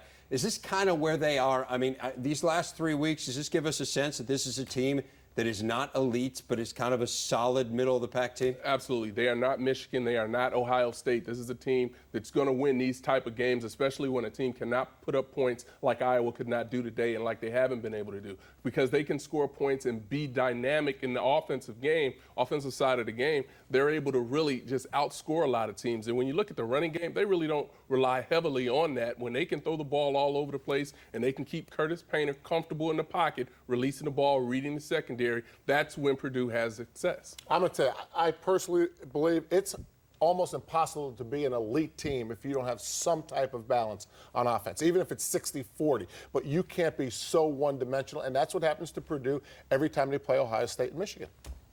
Besides, Ohio State, Michigan has real good players, but Purdue better keep moving the ball because on the other side, they're just not very good defensively, regardless of what they did to Iowa today. Yeah, that might be more a function of Iowa than it was of Purdue. 123 rushing yards for the Boilermakers in this game. And the nice thing for Purdue's running attack is they had a little balance in the run game today, Howard, because you did get Jason Taylor back. He's been out for a while. So now you got a nice little 1-2 punch there. You do. You, along with Sheets, able to come in and spell Taylor sometimes. Both running backs do a tremendous job. You talk about Taylor really being able to run the ball for those tough yards inside, coming back from the broken arm. Did a nice job today. Yeah, it'll be interesting to see how Joe Tiller thinks his team competed, because he was critical a week ago after the Michigan game that he didn't think that his team competed. It'll be interesting to see if he feels like they competed a little bit better. Well, you know, Joe, when things aren't good, he always talks pretty good and vice versa. Pretty even-keeled guy, but he's one heck of a football coach. Well, Purdue now bowl eligible with their 6th win. They have been to 9 bowl games in 10 seasons under Joe Tiller. And I'll tell you, you talk about a guy doing a great job. Remember, 12 straight years without a bowl game before Tiller got there, 9 and 10 years. And again, they are eligible this year. We will hear from Brett Bielema, Wisconsin head coach, after their win over Northern Illinois. That's coming up on Big Ten Football Saturday. What is tough? Tough is a Suzuki ATV.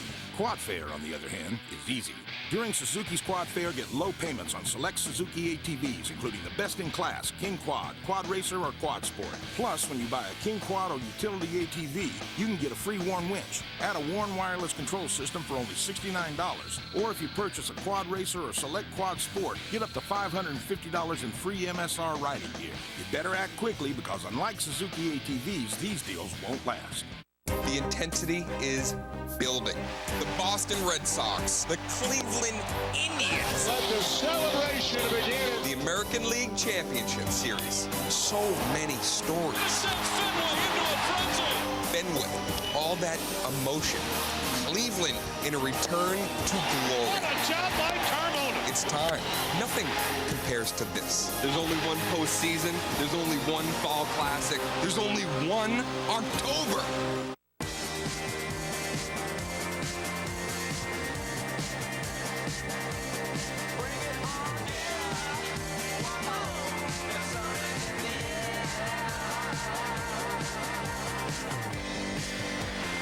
Welcome to the new shape of fast.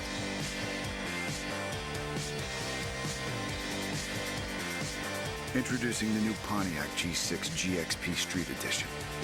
Pontiac, designed for action.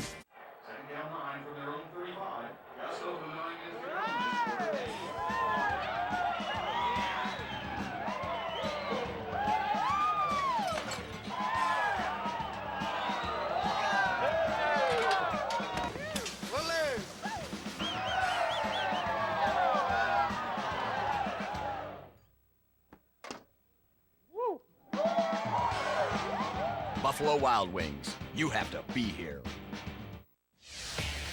North Dakota State and Minnesota. North Dakota State, the #1 1AA team in the country, taking on a Gophers team in desperate need of a win, and they pull something out of the bag of tricks early on as Eric Decker hits Ralph Spry, 20-yard touchdown, 7-0 Bison, but North Dakota State's got Tyler rolling. He is really good.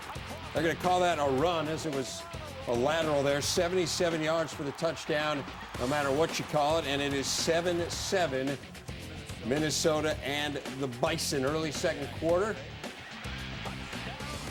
The Bison scoring again as they go on top, but back comes Minnesota.